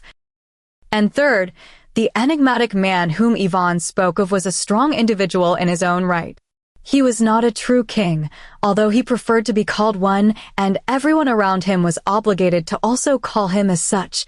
His strength could perhaps not be reckoned with, as Yvonne had gone pale at just mentioning his name, Fenrir. Chapter 47. Some centuries ago, becoming a young 20-year-old man, Fenrir had learned the truth the hard way. He was confident when he was little that he would become a great werewolf. His father had made him think so. But the harsh reality had become more evident as time passed. Living with his father, who had no means of providing for himself, life became increasingly difficult to bear. Without the support of the royal family, and by not being around his kind, the werewolf lifestyle was becoming harder with each passing day. He also no longer had his mother's love and support, as the latter had left them long ago. The night his father returned, announcing that they could not move to the royal palace, had greatly upset his mother. As a small child, he thought their simple life was happy. The only problem was that he had expected to become a full werewolf, but apparently, for his mother, it had not been her dream life. She cursed his father in anger, telling him that it was not what he had promised her, not the life she had expected. The meager, insufficient lifestyle had only been the means to convince his father of their difficulties, making him finally take them to the royal palace. However, with his father being exiled, any hopes she had were dashed. Giving up on his father and him, his mother had left them in the dead of night. The only remnants of her presence, the remaining clothes and small things she could not take with her, and Fenrir himself, she had abandoned him. This crushed Fenrir, and it changed his life completely. His father was not capable of taking care of himself, much less a child. It made him mature overnight, as he had to give up all the things that made him a child. But if there were one thing that he had not let go of throughout the years, even though he knew it would be impossible, it was the hope of becoming a real werewolf. A hope his father no longer held, even in his madness. "Father," he called desperately after one of his outings to the village's market. "Yes," replied his father hoarsely, getting up from bed.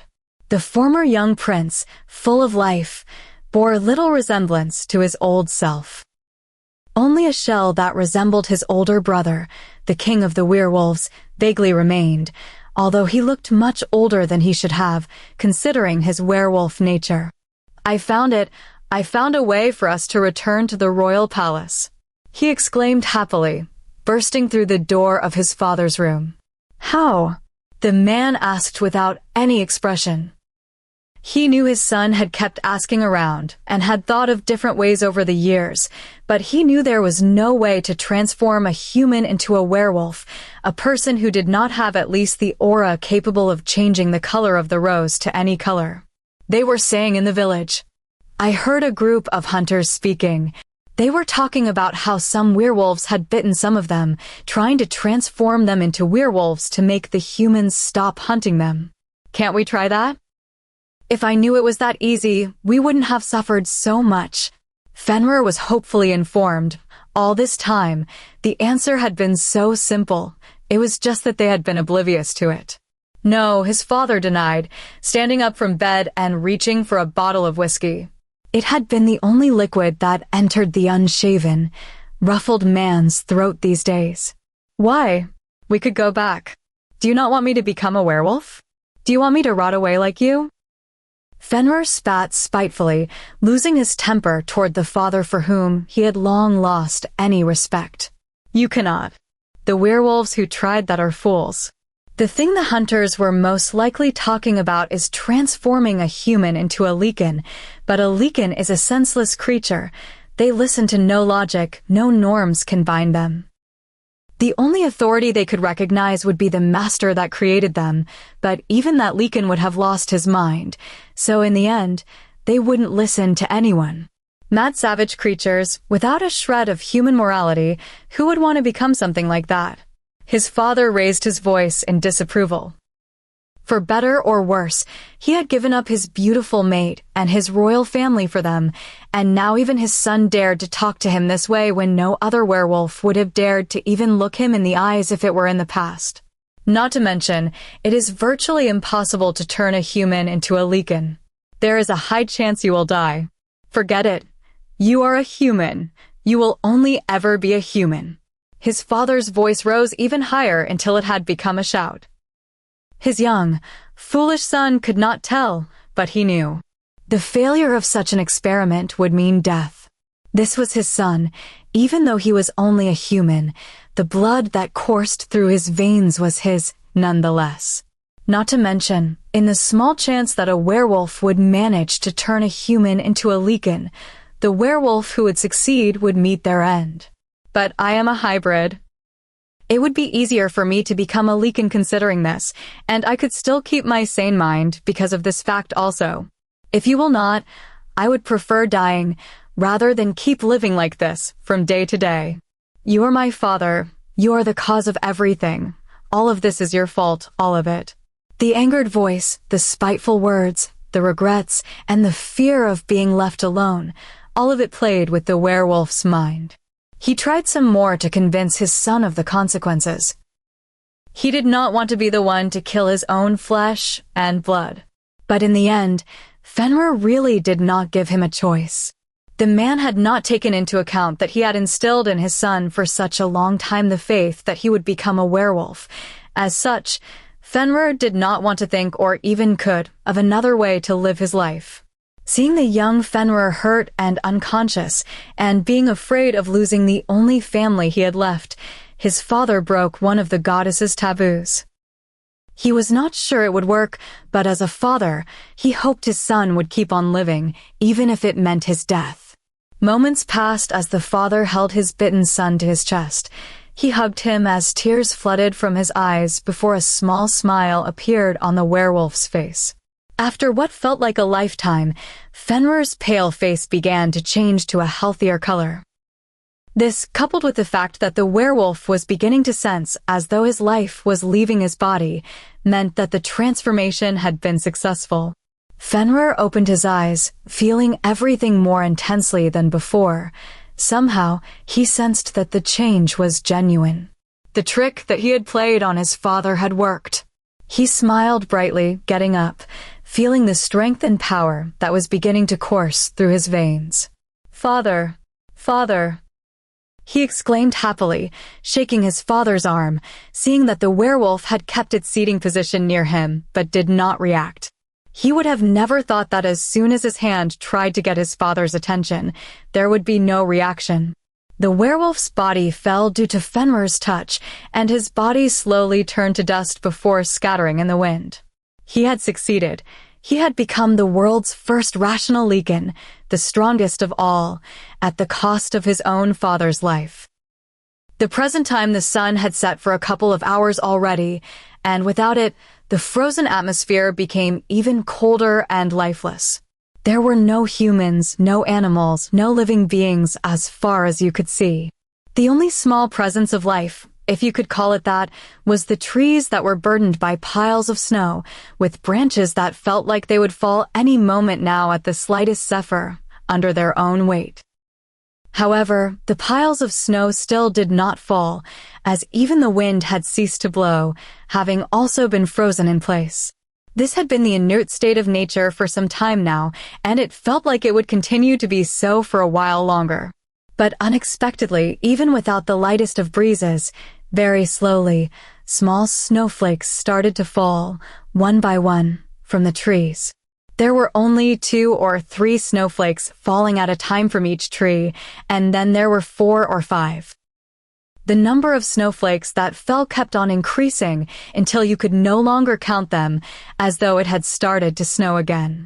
It was truly strange because there was still no even slight breeze blowing to move them and make them fall. One could not do anything but wonder why the snow fell, but you would not have to ponder too long, as the lifeless forest soon came to life. Coming closer and closer, with the earth rumbling under their paws, thousands of werewolves moved as one giant pack, one massive coordinated group following the biggest alpha there was. The midnight black wolf knew of no tiredness, knew of no pain, as it kept howling, stirring them in the direction of where his loved one would be. Following behind him, other alpha-ranked werewolves struggled to maintain his pace. If you saw them in the distance, you would say they were quite slow compared to their king, but normal-ranked werewolves would tell you. Never in their life would they have seen such a fast and strong army moving steadily through the forest. The werewolves were riled up in anger. They had been informed of who they were rescuing. To dare capture the Luna of all packs, such courage must be ripped to pieces. They would ensure they left none living in the aftermath. The pressure emitted by their bodies, their raging howls through the night, as they ran between the trees, even ripping some of them apart in their will to follow the shortest distance possible, were terrifying. But the scariest of all would still be Sky. Being the one in control at the moment, he was the most savage of them all. Celia was suppressing all of her aura, which meant he could not even feel the slightest connection with her. He could not sense waning at all. She was no different than a human at this moment, as powerless as one. The severed connection made him feel like he was at the edge of an abyss. At Fenrir's place, the royal family does not have other descendants.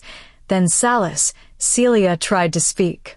The children had been taught since they were young that the king's family line, for the longest of time, had consisted of only one male who passed the throne to another male. Well, I am sure that is what every werewolf thinks. Who would know of the skeletons in the royal family's closet? But that's enough for me. I did not invite you all the way here just to talk about me, Fenrir said, then slowly approached Celia again. Snapping out of her thoughts, Celia felt uncomfortable at his close distance from her and moved back again. She felt intimidated by his eyes, which seemed to try to analyze her face and thoughts. Did you know, little Alpha? The king's position is hereditary, so in a sense, he is not chosen by the goddess, only the queen is. It makes you wonder if I were to become the king. With you as my queen, well, it wouldn't go against her wishes. Now would it? What? She expressed horror at the thought of being by anyone's side other than Salis's. Where did this person come from? And why would he be so confident that he could take Salis's place? Not to mention, she would never accept another man, even if she could be killed for refusing. I am just saying, the rigid laws the royal family has imposed for such a long time, with rules of only mating a specific werewolf forced at birth, and being a pure-blooded werewolf, they are such outdated thinking. I could be a fresh start, more so than the man already indoctrinated by their strictness. He had dreamed once of being part of the royal family, but he had given up with the death of his father, shifting all of his blame and anger that had accumulated over the years onto them, wandering for a long time, gathering strays from all over the place. He had gained a new purpose, a new reason to be alive, in a world that had rejected his existence for all of his life. If, in the current world he lived in, his existence were akin to an anomaly, Then he would transform this world into one in which the normal would be the anomaly and his existence a logical one. Being with your rightful mate is the only way for a soul to be complete. This is not wrong. And Salus is not only a king because of his lineage, he is one because of his power, the first ranked among us. He is the strongest of all the werewolves. He is the one binding us all together. No matter what you're trying to do, stop. You would never succeed in your purpose, Celia said, trying to maintain her calm despite the slight tremble that had been revealed. If he were Salus's cousin, who had poisoned his heart, turning it so black, why wouldn't he want to get along with Salus? Now, this is where you are wrong. Even the strongest of men is only as strong as his weakest point, and you are that weak point. You made the king of the werewolves, the weakest of them all. He said, looking intently at her. He could see why the werewolf king would be smitten with her. She was the most beautiful woman he had ever seen, but strangely, there seemed to be more to her than met the eye, something that drew him to her, like a moth to a flame. In the short time he had been in her presence, he was beginning to feel that if Celia had asked him to give up everything he was trying to do a bit stronger, his heart would waver in doing her bidding. Why, just why, did only Salus have a mate? Why did the goddess have to be so partial to werewolves? He had left him alone all this time, glad that Salus was like him, also an anomaly, one without a mate, but he was not. It only made him hate himself more. It only made him want to kill more. If you are thinking of having me as a trading tool or a weapon against Salus, I would fight you until I die. Do not think the maid of the king would just let you do as you pleased. She desperately threatened. For some reason, she was afraid that Salus would give his life without the smallest of struggles if this man asked him for it. She could not be his weakness. She did not want to be the cause of his death. I am sure you would struggle, but your struggle would not mean much in your current condition. I do not know exactly what your problem is at this moment, but for someone who defeated dozens of hunters on her own, for one who is an alpha, to not even emit the smallest of auras, surely there is something that binds you, something that forces you to be only a human at this moment. Or what? Did you think I don't feel your weakness right now? Hearing him speak, she really felt like she was in a deadlock. On one side, under no circumstances could she release her pressure, as it could mean Crescent's death. On the other side, she could be used to bring down her loved one. There were only two choices, but no matter which one she chose, someone would die. My king, Lucian spoke, bursting through the door. He did not need to inform him further. Fenrir knew what it meant from his presence alone. That man was coming to rescue Celia. At the witch's coven, murmured Carissa, setting the potions she had in her hands on the table. She suddenly felt very nervous. She had a bad feeling all day, but this feeling became increasingly acute as night fell, until she could no longer focus on her research. What is it? Asked Ebony, raising her head that had been resting on her paws. It is tonight. It has already begun, she said, looking horrified. She had figured out the reason for her anxiety. Are you certain? The cat asked again, rising on her feet as she gained an expression similar to Clarissa's. The witch had not told her what would begin, but for her to have that appearance, it could only mean one thing. Yes, no doubt about it. The night of prophecy, the night when everything would begin anew or everything will fall, is tonight. Clarissa said, trembling. They had not made it in time. How much of the stone would have turned blue by now? Would there be enough time? Ebony desperately voiced. Without her powers, what could Celia do? I do not know if even a quarter of the ring has changed by now. I thought we would have a bit more time. I thought we could get Crescent out before it would be too late. What set things in motion earlier than they should have? Couldn't we do something about it? Couldn't we help? Resigned, Clarissa shook her head. There was nothing they could do once the wheels of fate had begun moving. They had already done their part. The will of the goddess had only been for Clarissa to inform Celia's sister of her fate, assuring the latter would interfere and Celia would not be forced to be with a wrong mate, to ensure that she would come to the academy and meet the rightful one, and for Clarissa to find a way to help the wolf that had been innocently mixed up in Celia's fate, to help Crescent. That was why she had told Diane all those years ago that Brianna had a Luna fate. For 100 years, Celia's birth had been delayed to right the things that were getting worse with each passing day. 100 years, Celia's wolf had been prepared, had been reshaped, had been strengthened. 100 years to prepare for the most powerful queen the werewolves could have. But as Waning and Celia had already shown in the past, for this queen to be so perfect, she would also have one quality that could be used as a weapon against herself. They would always put everyone's well-being above their own. They would always sacrifice for their loved ones, even their very life. But for a ruler chosen by the goddess to do so, what would it mean for the werewolf race, for the ones who would not be able to ensure her survival? Chapter 48. The light of the full moon shone brightly upon the frozen earth, as the ever-present white snow glistened and sparkled, making the darkness of night not much different from the whiteness of day. The small diamonds of snow seemed to glitter all around, like small lights of a theater stage, a stage prepared for the most important battle in the werewolves' history, as though the moon goddess herself had wanted to witness this night and prepared the battlefield beforehand. But unfortunately, the light of the moon soon enough would have to be enough to light the battlefield for the only spectator of this gruesome play, as the white silvery snow was slowly beginning to be dyed in a bright crimson color. The thousands of werewolves had not run much longer before seeing in the distance what seemed to be a fortress-like castle, when their attention was redirected from the objective ahead towards the obstacles in front.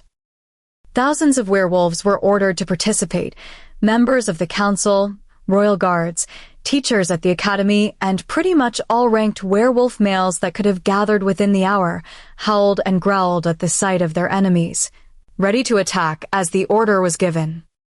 Enemies they would have never thought existed, savage, mindless creatures that should never be allowed to see the light of day, roamed in front of them, beings that would have been brought to life by their ancestors' sins. Beasts created by breaking the third taboo, lichens. Lichens could never transform into full wolves.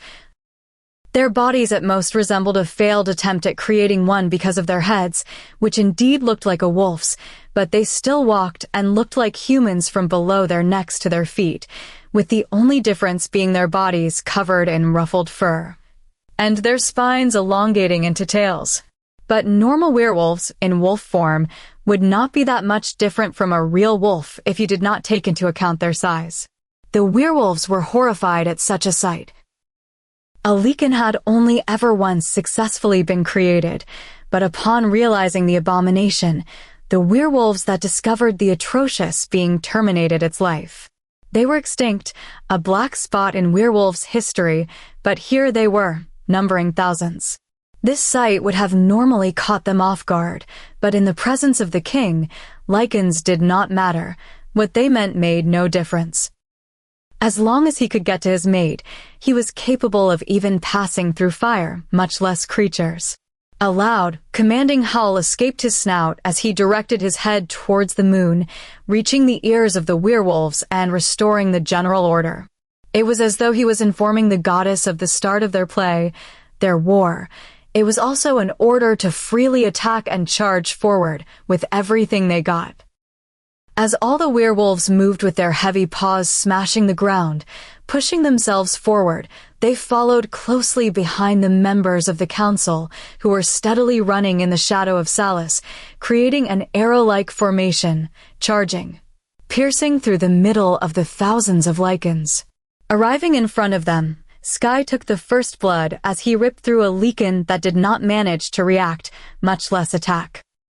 Near the lichens, it was clearly visible that Salus was at least twice the size of the largest lichens, although that was not particularly important. He was not interested in fighting as many as he could.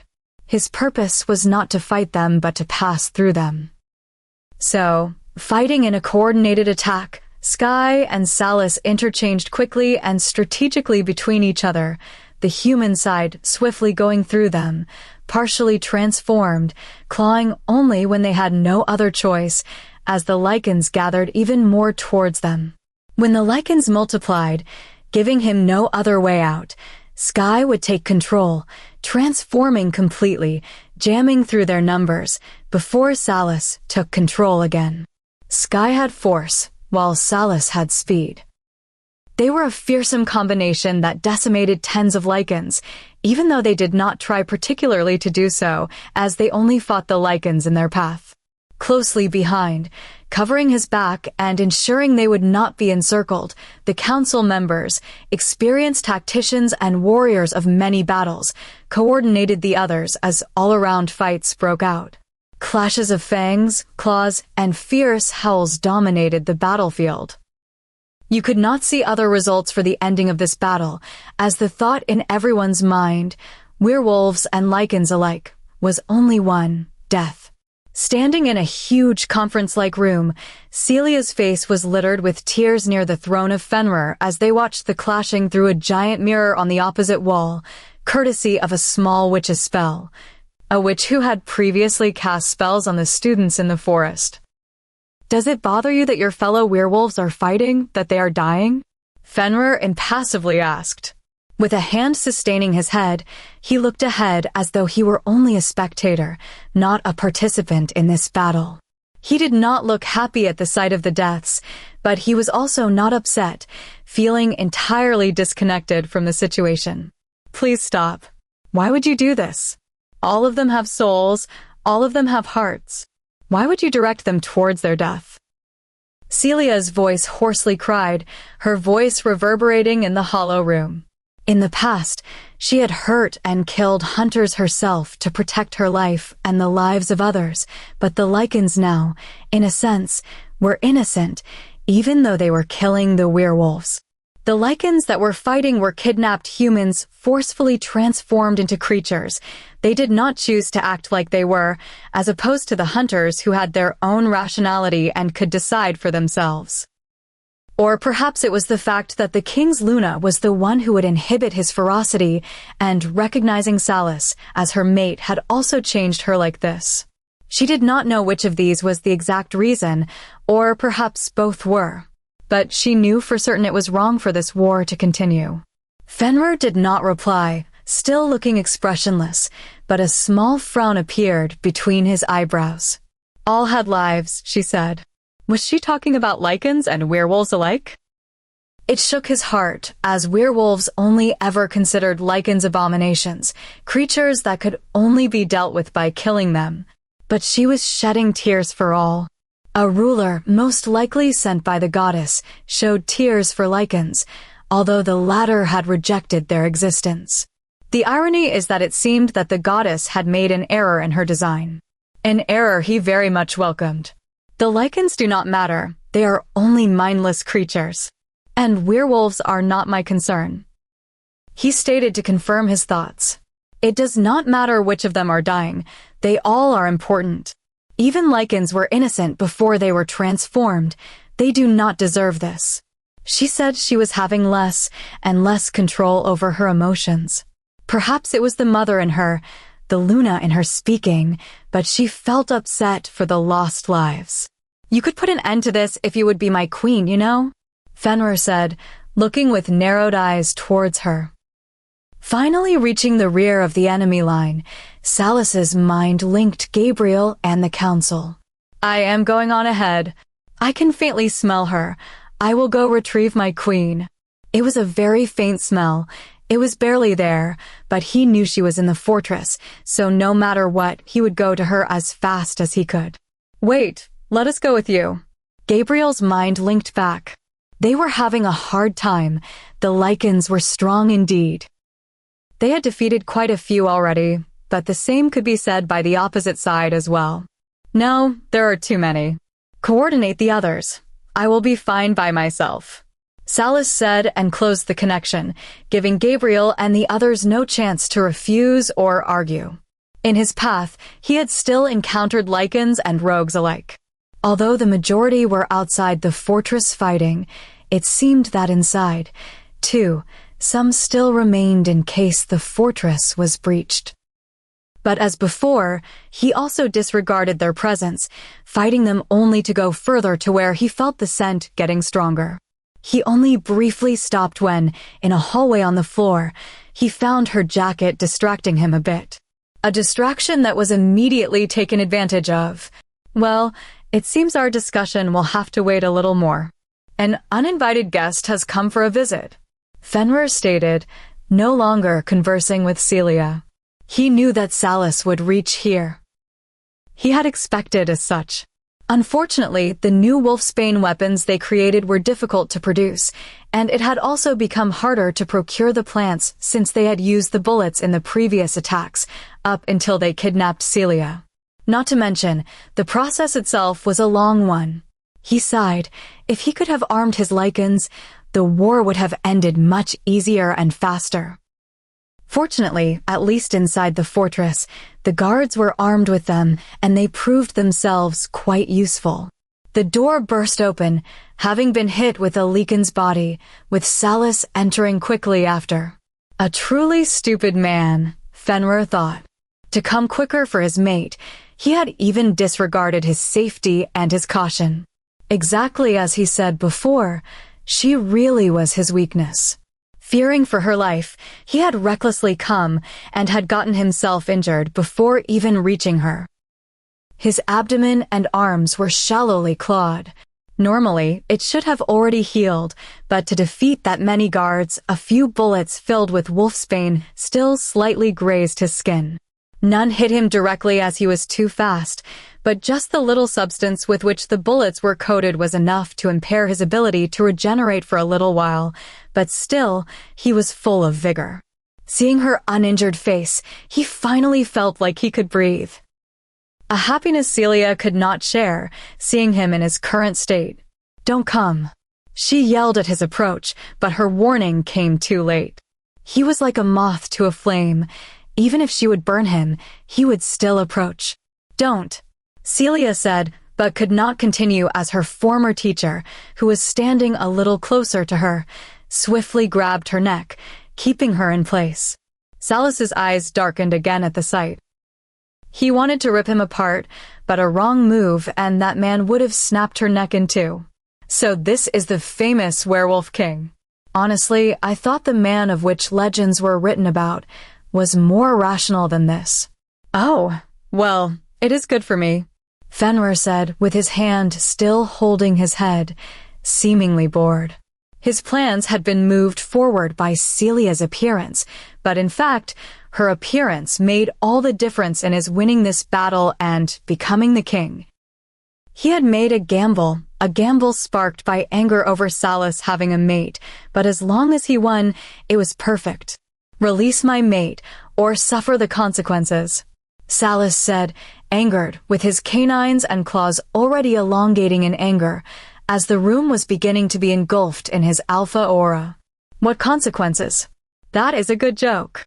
You are not in a position to show anger or demand anything for that matter," Fenrir said, smiling, a cold smile that did not reach his eyes. "Don't. I always wanted to see who would be stronger, me or the king," Fenrir told his right-hand man, Cain, as the latter was heading towards Salas.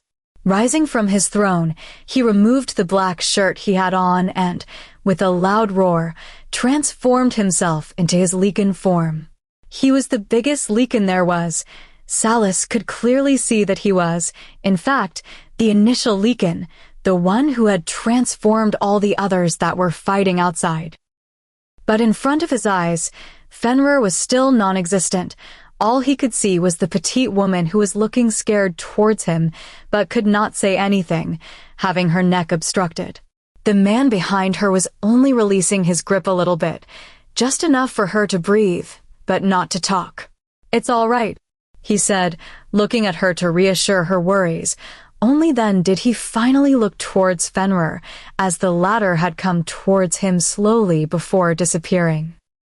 Anyone who saw the Leakin would say he vanished, but Salus's keen eyes saw that Fenrir had moved fast to his side, trying to catch him unprepared. He thought that Salus would still act reckless and distracted like before, but Fenrir did not realize that with Celia in his eyes, he was undefeatable. Salus avoided Fenrir with the same speed and quickly punched Fenrir's abdomen. He had wanted to punch him again, but Fenrir's big furry paw caught his hand as the latter tried to throw him into the wall. Salus steadied his feet and did not hit the wall as Fenrir intended, having already transformed into Sky, and like how he had done before, started to coordinate with him, interchanging between man and wolf. They struck with claws and bites, as each clash between them reverberated in the room, creating small currents of air that made it seem like there were vibrations everywhere, the force of both their hits akin to small earthquakes. They fought with all they had, and they seemed almost evenly matched at first. However, you could not really judge their strength fairly, as Salus had already been running for his life to get to Celia and had fought his way inside for the same reason. Not to mention, the wolfsbane was impeding his regeneration. Still, with all the disadvantages, the difference in power slowly showed itself, and bit by bit, despite his injuries, Salus was overpowering the Leakin. Angered that even in his current state, the werewolf still managed to hold his position against him, Fenrir roared even angrier, stepping back, unsatisfied with what could be a defeat. Transforming himself into a human again, the Leakin had regained his natural ebony-colored hair and blue eyes. In fact, he bore a striking resemblance to Salus at the moment. He had hated seeing his father's face in the mirror, the face of the man he sacrificed, so he usually masked his real hair color and eyes with a spell that broke with him, transforming him into a Leakin. Fenrir was once again about to charge towards Salus in his human form when a gunshot was heard. "What are you doing?" Fenrir roared, looking towards Lucian, as the rogue appeared in front of the door and shot Salus from behind. "My king," Lucian wanted to explain himself, but he only then realized that Fenrir was angry. He had wanted to fight Salus fair, but now, with another wolfsbane bullet added to his stomach, there was no such chance. Seeing her beloved hurt, even though he did not waver and stood firmly on his feet, Celia's heart felt like it was breaking into millions of pieces. Everything was beginning to weigh on her more and more, as she felt powerless to help him or the werewolves that were fighting outside. There was too much bloodshed and too much pain to bear. "Sal," she tried to voice but could not with her constricted throat, making her feel even more helpless. Fenrir did not let Lucian speak more, gesturing with his hand for the latter to stop.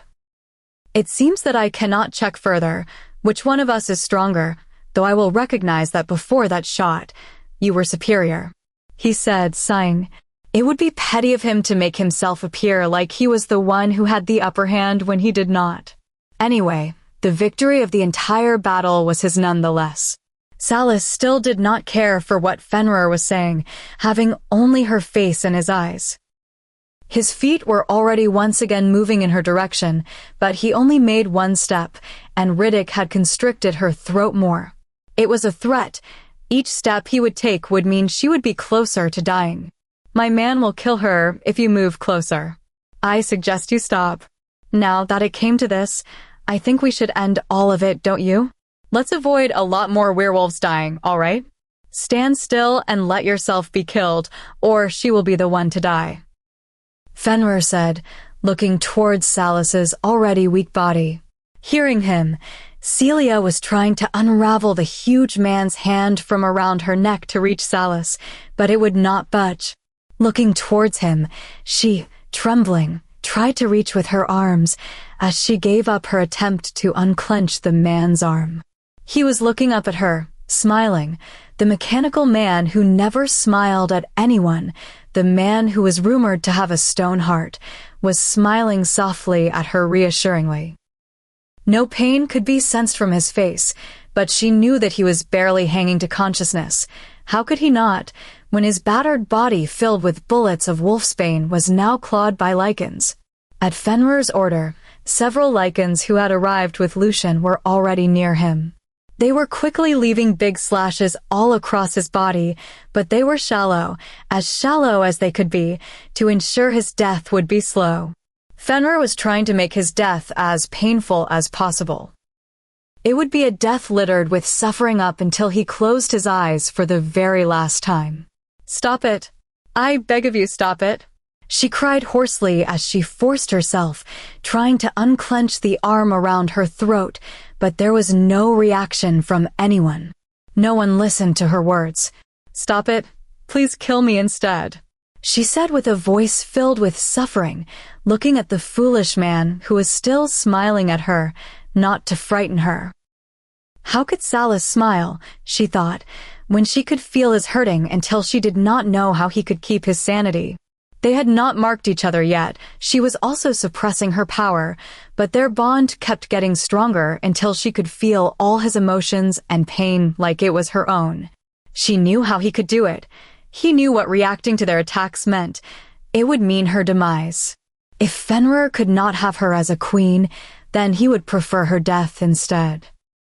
Just as she felt torn to pieces, seeing her beloved ripped apart, just as she felt like she was the one who was suffering, with rolling tears flowing from her chocolate eyes, Crescent spoke to her slowly. "Celia, use your real power." She flinched when she heard the familiar voice. How could Crescent wake up? She was supposed to still be dormant, but her fluctuating emotions and waning suffering had loosened the constriction she was placed in.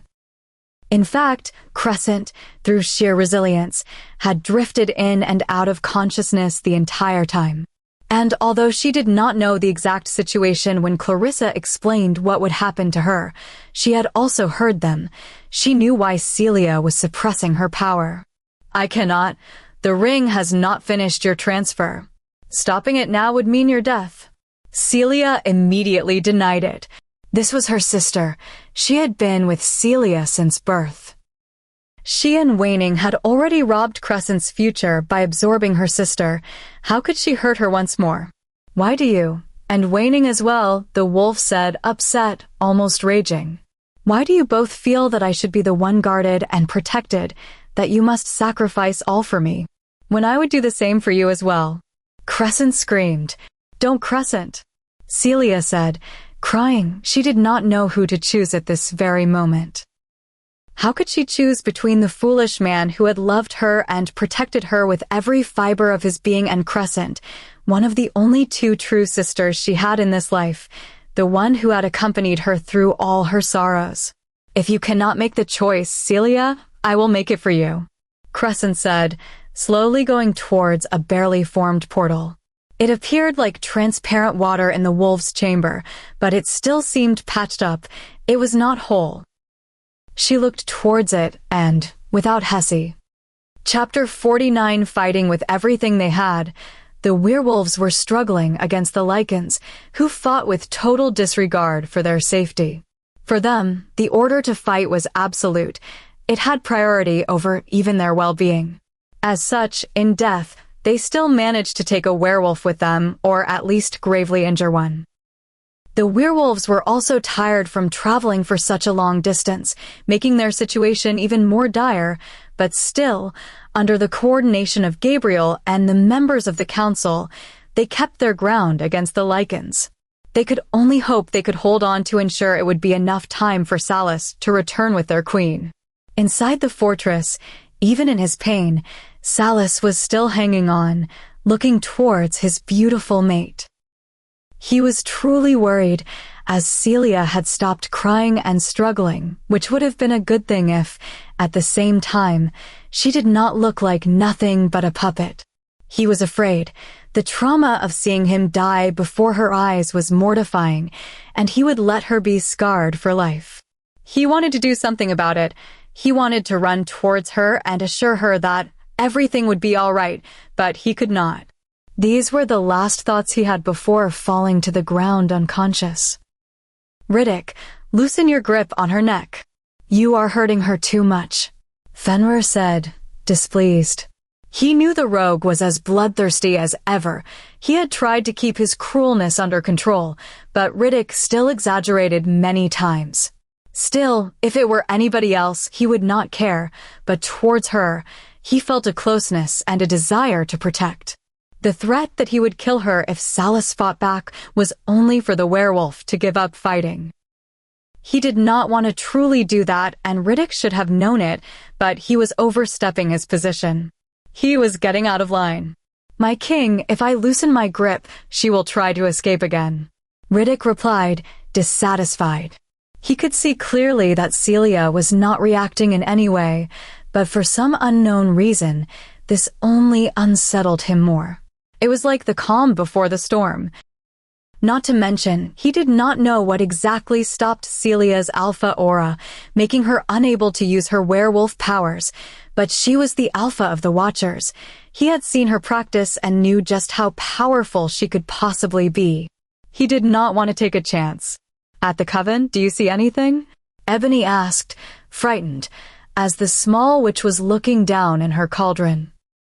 Clarissa had filled it with water and enchanted it, making the surface of the clear water inside the cauldron into a mirror to check on the situation.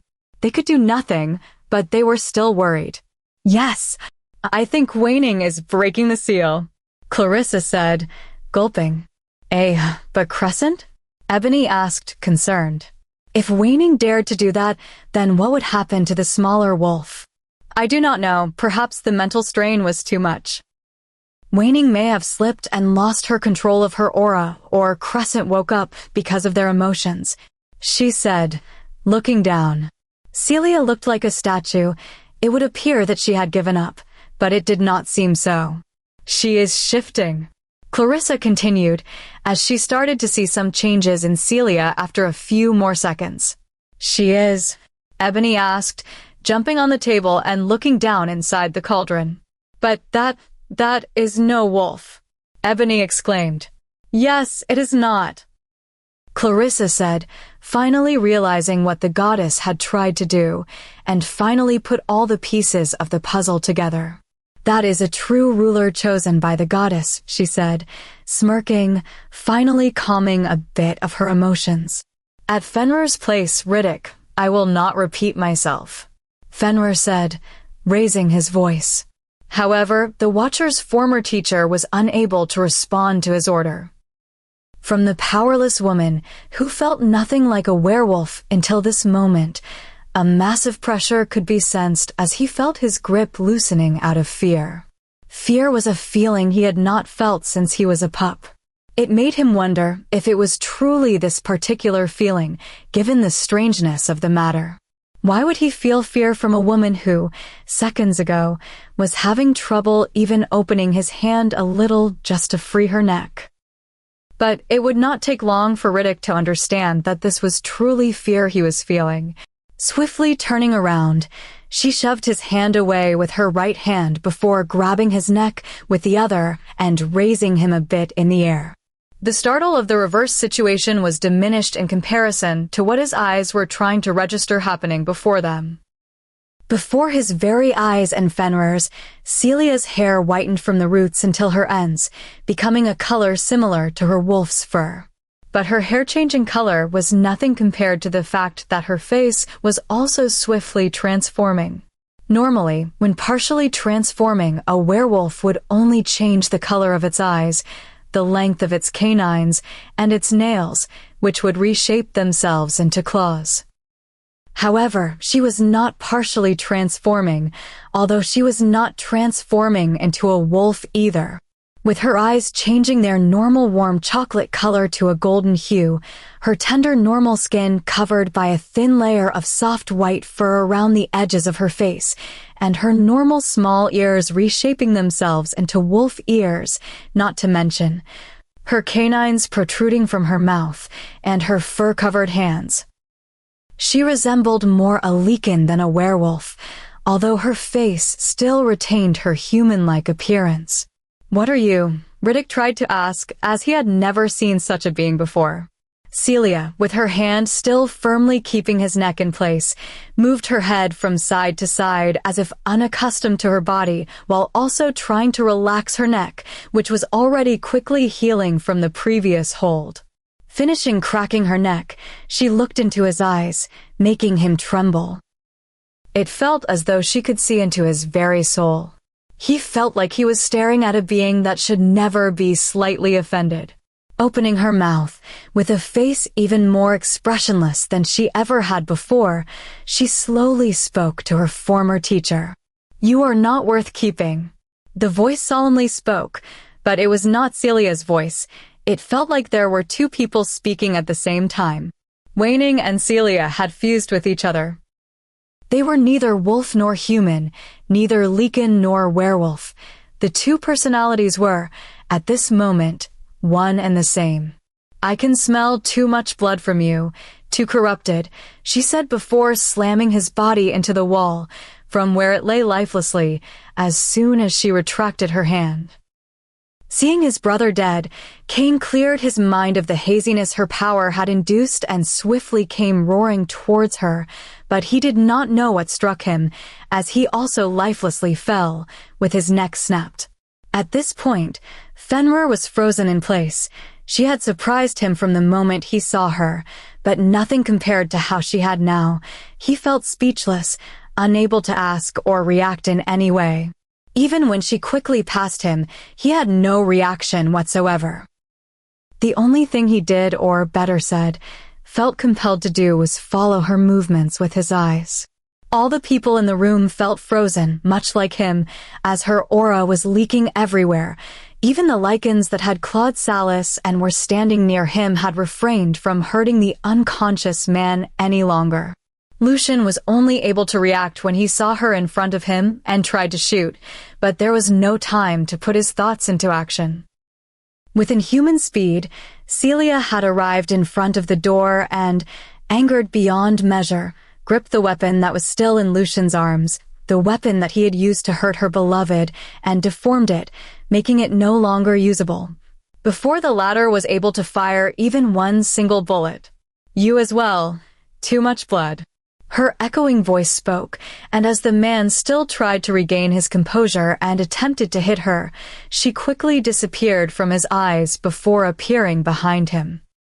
He did not see her face for a second time, even as he thought to turn around. He only felt the shock of hitting the cold, hard wall, as she had brutally slammed his body with her foot on the opposite wall. Assuring that no weapons could be used against Salus, only then did she quickly come to his side, where the lichens were surrounding him. Fenrir had expected the lichens to attack her, even though he did not order them to, just for the fact that they would mindlessly attack anyone who came near them. He could already envision them hurting her, and he was about to command them not to. But he did not utter one word, as they not only did not touch even a strand of her hair, but they also strangely moved aside, allowing her access to Salus. "What are you doing? Kill him!" Fenrir angrily said, but he was in for another shock when the lichens stood still, not reacting in any way. It was as if they were still awaiting orders. Why would the lichens move docilely and not continue killing Salus, as he had commanded them to? And whose order would they listen to if not his? Kneeling beside him, she felt his breath was shallow. With just that much wolfsbane in his blood, he would not be in immediate danger, but with the wounds all over his body, which were still dripping blood, surely he was steadily becoming weaker. Her heart felt like it was pricked by thousands of needles as she gently took his head into her arms, afraid of hurting him even more. Her golden eyes narrowed, and warm tears once again fell from them. She gently placed a kiss on his forehead. This man had saved her from death. This person had shielded her from the outside world, and her family had loved her without asking anything in return. He had even been willing to give his life for her without a second thought. "I am sorry, my love. Normally, only a male would mark his mate, but you see, I am not a normal mate," Celia whispered slowly, removing her lips from his forehead, but still keeping her face close to his. Giving him another loving gaze, she slowly raised his neck a bit, exposing his fair skin, and sank her fangs into the crook where the shoulder meets the neck. From ancient times, only a male would mark his mate, making them both grow stronger from the bite, strengthening their bond and completing their pairing. But in this situation, her mark would solidify their connection while also helping his regeneration restart itself. Seeing the situation before him, only then did Fenrir furiously move, angrily coming closer to them. He wanted to rip Salis from her arms. Suppose the Lycans would not answer his orders for some strange reason, then he would do it himself. At least, that was what he intended, but he did not expect that those very same Lycans would immediately turn to him, moving a step in his direction as they wanted to block his path. Bewildered by the killing intent he could feel from them, he stopped, confused. He was their master. He had created them, and they would listen even if he told them to take their own lives, but those very same Lycans felt like enemies at this moment. Celia calmly removed her fangs from Salis's neck, with Salis's color gradually returning to his face as his wounds immediately started to close. Not a moment later, he also opened his eyes. He had not witnessed the transformation of the being before him, but instinctively knew that it was Celia. Feeling the power emanating from her body, he felt glad and sad at the same time. Could her sorrow have possibly destabilized Waning's control, and they had run amok? "I am sorry," she said, but did not specify for what. Still, he knew. He could see it in her eyes. She was sorry she had marked him without his permission, although he did not know it was possible for a woman to do it. I also felt regretful for placing him in harm's way. It seemed that this woman still did not realize just how much he was willing to do for her. If he had to do it all over again, he would gladly die. "Seeing how you marked me as yours," he slowly said, causing her eyes to flinch because of worry. Was he upset? "Then you will have to take responsibility for me," he continued, with the corner of his mouth raising up in a smile. Relaxing her worries, touched that even now he was still thinking of her, she found his shamelessness quite cute. Seeing the happiness of the couple in front of him, Fenrir let out a huge roar as he once again shifted into his Lycan form. He wanted to kill Salis as soon as possible. The last member of the royal family, the last person to exist in this world, and then denied it. He was a person who was never supposed to exist, but he was here nonetheless. Why should that person still carry on with a mate?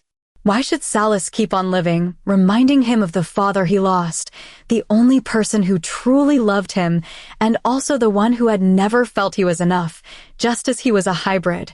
In his Lycan form, he easily tossed aside the Lycans that had tried to stand before Celia and Salis. He wanted once and for all to kill Salis, or if not, at least die by Celia's hand. Either way, it was far better than continuing in the situation he had been in for all of this time. Fenrir took 2 steps in their direction, his massive legs sending vibrations to the floor as he moved and was about to raise his clawed hand, expecting Celia to end his life, just as she did with the others. "Kneel!" Her voice spoke authoritatively. It was a single word, a word that should have meant nothing to him, but this small 5-letter word caused him to crash to the ground and really kneel in front of her without him wishing to. "Transform into a human," she demanded with her echoing voice. These words he once again unwillingly obeyed. "Why?" I listened to her words. His face seemed to say what his mouth could not manage to utter. "You would. How could you not listen to your ruler?" Celia and Waning replied in unison, understanding his unsaid words. "Wah." There had never existed a ruler for the Lycans, as they never were supposed to exist. He was wordless, his mind not capable of fathoming what she had tried to tell him. The goddess did not recognize the Lycans, but this woman before him, a ruler meant for werewolves, was saying she was his ruler as well. Her words could not be true, could they? But the Lycans that formerly listened to him protected her. He was also inclined to protect her since the moment he had seen her. And just now, he did what she said, He obeyed her words. How? You are the rulers of the werewolves. He tried to speak again. Whoever said that a ruler can only lead one race? Waning and Celia spoke again, their faces as solemn as ever. She was not joking nor mocking him. She was sincerely informing him of the current reality. Why did you not kill me yet? Fenrir asked again, not inquiring her once more how it was possible for her to be the Lycan's ruler. The proof was his body that still did not respond to his commands. It was evidence that she had the ability to command the Lycans. A ruler imposed by the goddess does not necessarily know the Lycans. I cannot understand them. You will help me with this, Celia said firmly. She had seen no future for the rogues beside him, but through his eyes, she saw the possibility of change. She also did not see herself as capable of killing someone who resembled her beloved so much. Why would I? Fenrir asked, still trying to move, but try as he may, he did not raise even an inch his knees from the ground. You are under the impression that I am asking. I am not. I am commanding. Outside the fortress, the werewolves were struggling more and more to keep the Lycans in check. They could not advance even a bit. Gabriel had initially thought that he and the council could go with Salus, but if they had gone, then the rest of the werewolves would have fallen by now. Damn, he muttered continuously inside his mind as he avoided a Lycan and threw him away. If they could reason with the beings, it would be much easier, but unfortunately, they could not. It was a pity as, initially, these were normal, innocent people before all this. Quickly, still cursing in his mind, upset they had hurriedly come and did not manage to gather even stronger werewolves, he went to help another werewolf who was overpowered. Salus had been gone for some time now. Could he have encountered too many problems? He had also tried to mind-link him, but the latter did not respond. Could they survive this night? He thought as another 2 or 3 Lycans cornered him shortly after he had helped the other werewolf. He muttered under his breath some curses as the Lycans were preparing to jump towards him with their huge claws exposed. On the wall of the fortress, in the moonlight, a single woman stood, her white, silver hair reflecting and blending with the rays of the moon, as small twinkles of light could be seen between the strands that fluttered in the wind. She was an ethereal beauty, even in her transformed state, resembling more a mirage than a real person. She was truly beautiful, but the frenzy under, the werewolves and Lycans below, had no time to look towards the walls as they were concentrated on their fights. Upset at the bloodshed and the deaths that had already occurred, Celia's voice rumbled into the night in one powerful roar. Startled by the high-pitched sound, all of them finally looked up. The werewolves were surprised by the woman's appearance and felt her pressure and were even inclined to submit themselves, but they did not, as she resembled more a Lycan rather than a werewolf. Seeing that all the Lycans had also stopped fighting, they suspected her origin. Was she their master? Was she trying to issue them new orders? The members of the council and Gabriel thought immediately, mind-linking the werewolves to be wary of the new presence. As she had stopped roaring, Celia looked towards the Lycans, satisfied at their obedience. This was the third reason why she could not kill Fenrir. There were too many innocent people, and she could not bring herself to harm those who had committed no fault in their actions. Kneel, she said it once again, her voice echoing across the entire battlefield. She was demanding obedience from the Lycans. To discuss rationally with them was impossible in just a second. To make them stop and see if they could reason, she must subdue first, then ask questions later. Under the dumbfounded eyes of the werewolves, all the Lycans listened without exception. This master was unusual. Why would she command them to kneel, exposing them weakly in front of the werewolves, offering them a chance to easily kill them? A possibility that some of them were already eyeing. But the werewolves took no action yet, afraid of the individual capable of holding under her command thousands of Lycans. Checking her every action, the council members were already thinking of attacking. If they could control the master, then the Lycans would have no choice but to listen. This was their intention, an intention that disappeared when the woman transformed herself. Accompanied by countless cracking sounds of bones, her small hands changed into massive paws as she had already knelt to accommodate the new form. Her jaws opened and extended, forming a large snout. Her tender white skin, previously partially covered by fur, was now entirely engulfed by it. Celia yelled in pain, transforming for the second time in her life into Waning's wolf form. Perhaps because it had been so long, but the shifting left her breathless. Finally transformed, she loudly howled, demanding obedience once again. But this time, instead of the lichens, the werewolves immediately kneeled. All of them instantly collapsed on the ground, showing their neck in submission. A war no one would have expected to end in anything but bloodshed. A battle at the end of which one side would surely die was stopped by the short appearance of one single woman, the ruler of the lichens and the queen of the werewolves. Chapter 50 at the Witch's Coven. Why would the goddess give a ruler to the lichens? Ebony asked, confused. Normally, the small kitten was one who easily understood things, but this time, it still slipped past her, the wish, the intentions of the higher being. Lichens, they were made by foolish werewolves, but they themselves have done nothing wrong by simply living. But even if they have done nothing wrong at the beginning, and their consequent killings and destruction are also without their fault, they should still be controlled. Although their existence still lies at the border between the supernatural world and the human one. So, which of the two worlds could accept them, and where could they continue to exist? And most importantly, who could give them a structured hierarchical society? By doing this, she has made a compromise to give them a home. And that compromise is the existence of Celia. Celia holds the power to command them because the goddess taboo only mentions killing the werewolf and not the lichen who was made by a sin.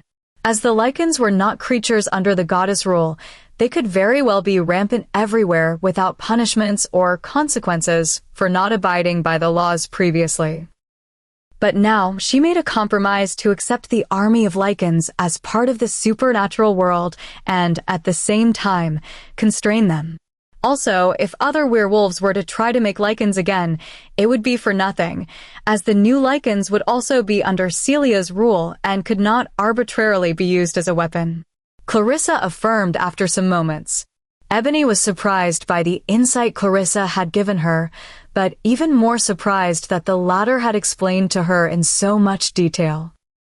Usually, the explanations of the bubbly witch would be so succinct that they would confuse you more than enlighten you. At Fenrir's place, the werewolves were shaken to their core. The newly appeared lichen transformed herself into a wolf and easily made them kneel. How could it be possible? How could they so easily succumb to her power?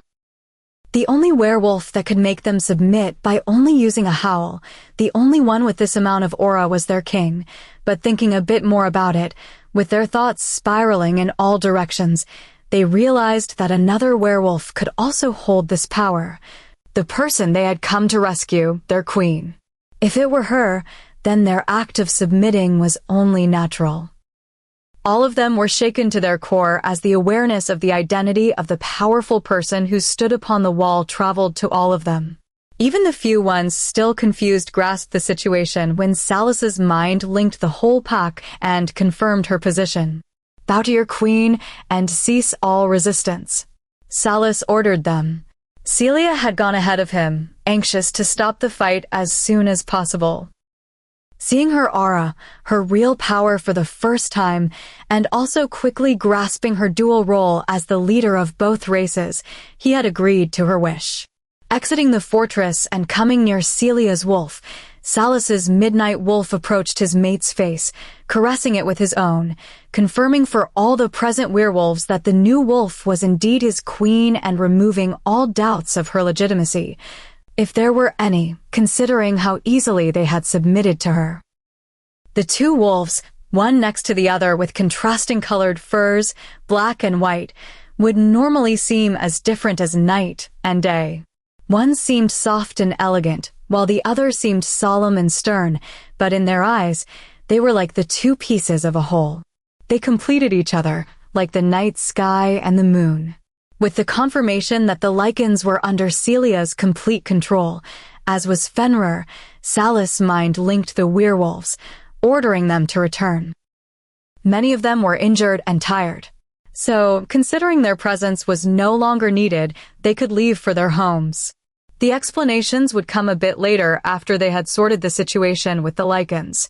The werewolves immediately left, at Salis' command, although they were curious about the new queen and had wanted to see her real face.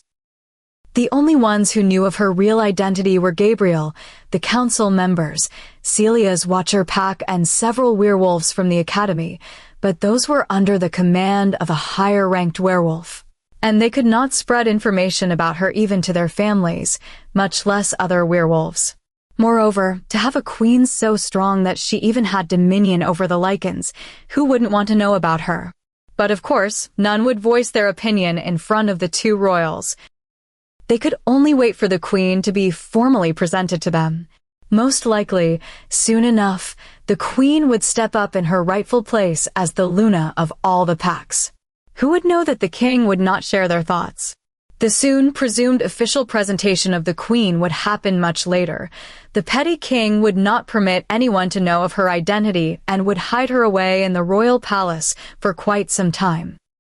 As the majority of the werewolves retreated, the only ones left behind were the council members and Gabriel. Just like the rest of the werewolves, even Gabriel and the council members had not expected this outcome, this peaceful ending, but what they least anticipated was for their queen to be such a special existence. They knew the identity of the queen, but none would have guessed her powers. With almost all the werewolves gone, the only ones who remained on the snowed ground were Lycans. The creatures were still in a kneeling position, and while the werewolves still had some confusion on their faces and a slight reluctance to comply with her words before knowing her position, the Lycans' faces had no hint of emotion. The two wolves that descended near them did not seem to feel their discontent, anger, or fright. They showed no emotions, a sight that unsettled Celia a bit. She was afraid that they had lost all their humanity. Transforming herself once more into her previous, almost Lycan appearance, as she seemed inclined to think that was the appearance they would most likely listen to, she commanded the Lycan that was the closest to her. Transform into your human self. Celia had no knowledge of Lycans. She did not know if the person could even transform themselves, but she still tried to verify it. The Lycan, with the same lack of emotions as the others, transformed into a beautiful human girl. In contrast to the Lycan form, the girl had tears in her eyes. Celia sighed in relief, looking at the gorgeous, blue-eyed blonde on the ground. It seemed there was still hope for them. They could no longer return to their lives in the human cities, but as long as they could transform into humans and converse with her, they would still have a future. In their Lycan form, they could not utter a single word. Exchanging a few words with the girl, she learned that in their Lycan form, they felt compelled to rampage and destroy, but inside their minds, their true selves were suppressed, so they could not fight against their instincts. She also learned that, normally, the Lycans felt the need to change only when a full moon was present in the sky or if their master ordered them to.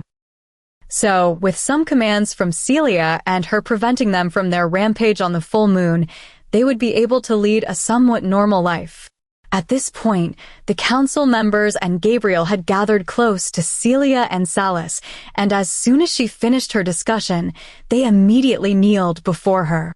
This action surprised Celia a bit. Earlier, she had made all the werewolves kneel, but it was not done on her part to demand respect from them. But now, the elders kneeled without a word from her, making her revert to her normal personality, as she did not know how to react. She looked at Salis for guidance, but the latter stood silent. It signified that he was approving their action, and it also meant that Celia had to be the one to permit them to stand up. "Why, you can rise," Celia said, with a small tinge of red on her cheeks, losing a bit of her composure. But the tactful werewolves only rose obediently at her command and did not comment or say anything disrespectful. At this time, Salas was savoring her appearance. He felt her fluctuating emotions inside his heart, courtesy of the newly formed bond.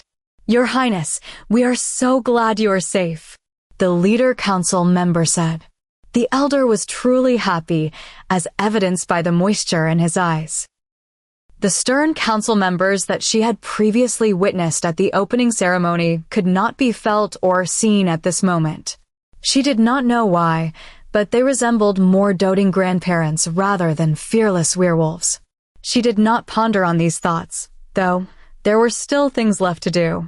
The most important being the fate of Crescent. She was anxious to know what had become of her. Left some strict commands for the Lycans, which included they were not to leave the fortress for any reason. They were not to hurt anyone, and also imprisoned in the dungeon beneath the fortress the several rogues and other humans that were found by the Lycans under her command, the ones that cooperated with Fenrir. Celia and Salas left rushing to the royal palace, where Clarissa would wait for them. The witch had already sent one of her doves, informing them she would come and check the ring. Before leaving the fortress, Celia and Salas also returned to the room where Fenrir was forcefully left kneeling. The reluctant man had given up on trying to free himself from her command, realizing his struggles were futile. With no time to waste, Celia released her kneeling order, but imposed the same commands onto him as she had previously done to the Lycans outside. At the royal palace, although fatigued both mentally and physically, the two wolves ran straight to the palace, not stopping until they reached their private quarters, where Clarissa was waiting for them. They did not stop even at the gates. Salas had only mind-linked the guards, and the latter had already opened the gates for them in advance. At the fastest speed possible, the wolves passed by them, and all of the guards were left in awe at the sight of the white wolf that was following closely to the side of their king. The three people and the small cat did not exchange pleasantries. No one was in the mood to do so. Celia quickly gave the ring to Clarissa to check it. Turning the ring around to examine it for a bit, the witch did not see anything in particular with it or feel something distinct in its appearance, which was not a good sign at all, as even the blue around the stone had vanished without a trace. It had completely reverted to its previous state. The stone looked exactly as it did before Celia had put it on her finger some weeks ago. The sight of the red stone sent shivers down Celia's heart. She had not dared to look at the ring until this, scared to even check its color. Clarissa sighed. She seemed to have lost all hope of success, but still did the final check. Shakily, the witch carefully put the ring on her finger, raising her hand in the air. They stood silent, not daring to breathe, hoping it would work. It was like they were waiting for the red stone to show some indication that it held Crescent, and the wolf could be transferred to the witch. However, inside their minds, they all knew that for the ring to work, they would have to see the reverse process that began when Celia wore it. It meant that the blue color had to return to the edge, letting the red color take over the whole stone again, but now the stone was already red. Seconds passed, then minutes. Not one dared to say that, indeed, Crescent had passed. Celia looked at the stone, with hope at first, then resignation, then sadness. Finally, small tears started to slowly fall on her face. Seeing his sad mate, Salas put his hand on her shoulder and gently kissed her temple. He could not offer words of comfort, but he could be by her side. Celia was at a loss for words, unable to admit the obvious, but still stood rooted in the same place, looking at it. Salas, Clarissa, and Ebony also did not move at all. 10 minutes had passed while they were still looking at the ring. But Clarissa still did not feel anything, not even a small magic. At this point, she slowly raised her eyes towards Celia. The girl she had watched grow up had red eyes and was silently weeping. Her tiredness was evident on her face.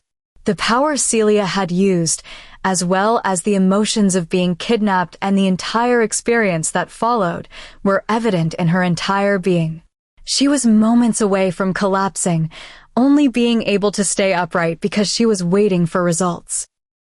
These facts made opening her mouth that much harder for the witch, knowing the words she was about to say would surely shatter Celia, but it was better than straining her feelings further. Celia, Crescent. Clarissa was trying to form her words, but found it difficult to say she was not inside the ring. Steadying her heart, knowing somebody should eventually still say it, Clarissa again opened her mouth and, with her chin slightly trembling as she was holding back her tears, hoarsely spoke. She is, but Clarissa's words were interrupted when she felt a small portal forming inside her wolf's place. As she continued to look at the stone, she also kept her mind focused on that place. She did not continue talking, waiting to see what was happening first. She feared saying something rashly and renewing Celia's hope, so she focused all her attention on the portal to ascertain the sounds she heard. Alive. Clarissa finished saying slowly, when a small murmur could be heard from beyond the portal. What? Celia asked, fearing to dare believe her words. She is alive. I can hear her voice, she said, for you not to be worried. The bubbly witch's mood completely shifts from sadness to happiness, evident by her huge smile. Celia cried harder, wrapping her arms around Salis's chest, but her tears of sorrow had transformed into tears of happiness. Her consciousness was barely hanging by a thread, so with the happy news, Celia finally succumbed to her weariness. Salis quickly strengthened his hold on her, feeling her weakness, not letting his beautiful mate's body fall to the floor. Wrapping his arms around the small body protectively, Salis opened his eyes to check her sleeping face. The previous night had taken a huge toll on Celia, and he wanted nothing more than to hold her in his arms, to feel her, assuring himself that she, indeed, was safe. This was his most fervent wish, but he knew that they had to deal with the aftermath, so even if he did not have the heart to leave her side, he had to. His eyelids opened, and he slowly traced her face from her chin up. He loved it when he woke up before her and had the opportunity to admire all her perfect features unhinged, only to discover that Celia was already awake. Her big sparkling eyes were watching him sleep, it seemed. Good morning, he tried to say, with his lips already forming a small smile. But his words were engulfed by her mouth that greedily covered his own. Wrapping his arms around her more forcefully, he happily returned the unexpected kiss that left them both breathless. Feeling no more air in her lungs, only then did Celia remove her lips as her chest wheezed, trying to compensate for the previous lack of air. She had to be the one to take her lips away, because he did not show the slightest intention of removing his lips from hers, even after moments passed. Seeing the still close, small face near his heartbeat increased because of her unexpected boldness, her flushed cheeks, and her red cherry lips. However, the words that followed made his heartbeat skyrocket, his eyes widen in amazement, and his mind go blank. I love you, the small, beautiful voice whispered. It was the first time Celia had expressed her feelings openly towards him, the first time she had uttered the word love with those lips that were left plump and even redder than usual after the slightly rough kiss. He had told her before how he felt and even repeated it several more times when they cuddled together, but she never replied, only shyly wrapping her arms around him, hiding her face in his chest. The cute reaction filled his heart with happiness, so he never demanded that she reciprocate the words. But hearing them now, he truly felt complete and overflowed with happiness. He now understood just how she felt when he had said those same words and why she had not responded. Her confession left him wordless. Wrapping his arms around her in a hug, he moved his head near the crook of her neck, inhaling the strawberry scent. He also felt shy and wanted nothing more than to hide his slightly red face. At the age of 100 years old, he was only now feeling what true love meant. Salis, the small woman whispered, but he did not reply and only waited for her to speak. I want. Her words sent even more ripples to his heart as she continued. You to mark me. Celia managed to say. Waking up first and seeing him peacefully by her side, she had kept associating the clean image of his present face with the bloody one from the previous night. Her heart kept squeezing at the thought that she had almost lost him. So when he finally woke up, she could no longer wait. She had waited long enough. Her mark that could be seen on his lean neck, the proof that Salis was hers, was proof she had also wanted. The undeniable evidence that she was his. At the words that made him even more fulfilled, if he could possibly be, he felt her determination and the courage of the otherwise shy woman, and he did not wait to confirm her words again. Celia was not a person who would ever say something she did not mean. Not leaving his face that was already near the crook of her neck, he slowly opened his mouth and, with his already protruding canines, sank his fangs into the tender skin. 5 years later, Mom. Brianna shouted excitedly, walking fast towards her mother. What is it? Diane asked expressionlessly, not sharing a single bit of her feelings or showing any curiosity about the news Brianna seemed to want to share.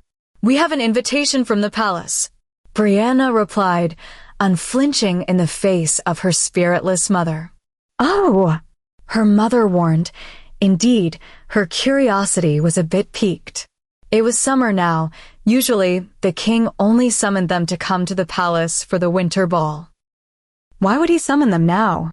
She knew it was indeed a summons, even though the card had written on it in a gold color the word invitation, because, of course, an invitation was a more tactful word than summon. However, for the king, the two meant the exact same thing. Yes, look. Brianna opened the card and showed it to her.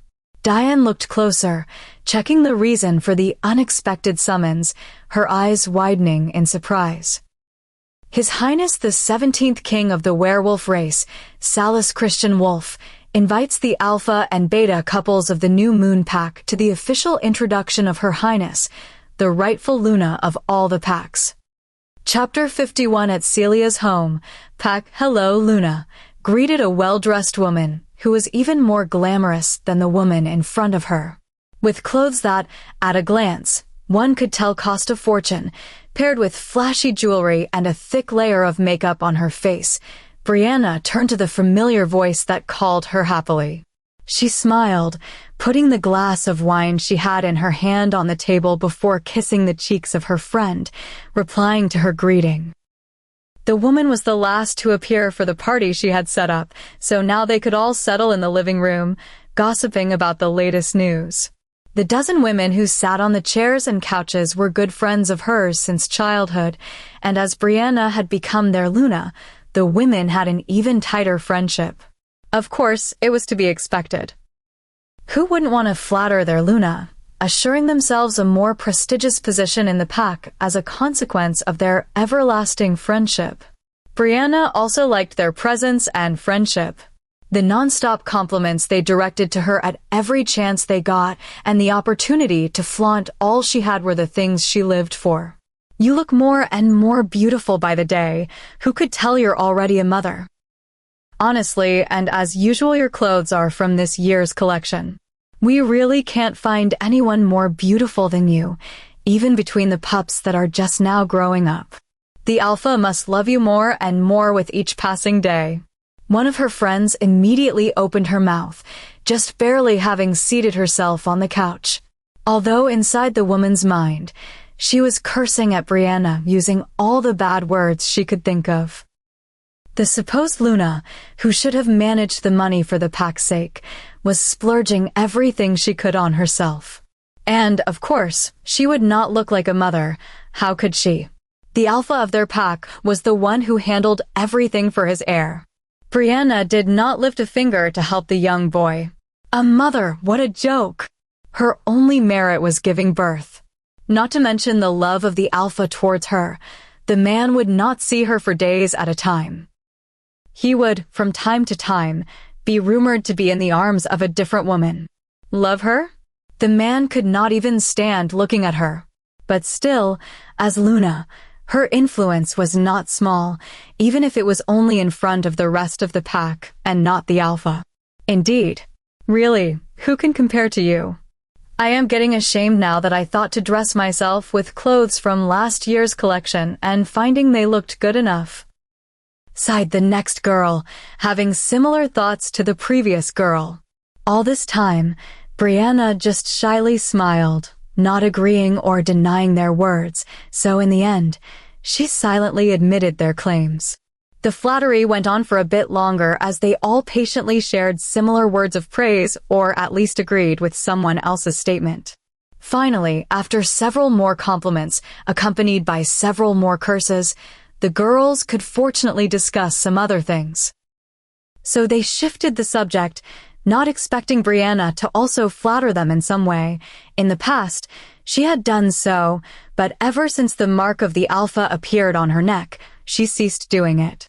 I got some rumors from the palace, excitedly informed one of the women, looking even more eager to share the information than she had appeared previously when she complimented Brianna. "Oh, what is it?"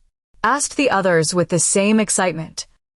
Their friend had a cousin working in a kitchen in one of the adjacent buildings of the palace.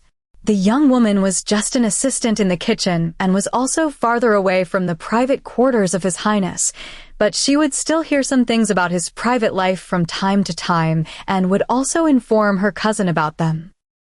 The information was scant, but for the curious women who wanted to know about the mysterious Luna that His Highness had hidden for the past few years, it was more than enough. The king had finally found his mate after so many years, but instead of customarily introducing her to the alphas, he had hidden her deep inside the royal palace, deepening their curiosity about her identity more and more as time passed. The chattering group of friends had thought at first that the king was ashamed of his mate and did not dare openly show her, but this rumor was soon dispersed. The hardworking king, who had commonly traveled a lot and handled many things by himself in the past, changed overnight. Previously, His Highness, having no immediate family and no hobbies or other things he particularly liked doing in his personal time, had immersed himself in work, dealing with things even outside the scope of a king. Even smaller problems that could be handled by others, as long as he had enough time, he would deal with them himself. But now, with each opportunity he got, he would delegate the work to see others, and he had also diminished his travels, accompanying his mate within their private quarters. Even his office was relocated to his private quarters, as he handled work that was imperative to be done only by him there. He had also lavished the woman with expensive gifts and followed her every whim, according to their sources. Not to mention, the council members had also met her and praised the woman, even though they never revealed her identity. So, the rumored motive of keeping her identity hidden changed, and now it became known that the king was so in love with his mate, having waited for her for decades, that he only wanted to keep her to himself for a few years before allowing others to know of her. It seems that His Highness had found two idle maids gossiping a few days ago as he was passing through the corridor. The two girls were talking about Luna, wondering just how beautiful the queen was. When they realized His Highness passed by them, they froze in fear, thinking of what the king would do to them. Everyone knows just how ruthless His Highness is when angered. But the king only moved normally, going on ahead as though he did not hear a thing. Seeing him not stopping and with a face devoid of any reactions, they were finally able to sigh in relief, but their reassurance was short-lived. His Highness stopped his steps, just barely having walked 2 to 3 steps away from their position. The woman fervently explained, pausing briefly to build more suspense. And then? The girls inquired, intrigued and curious about the unfortunate fate of the two maids.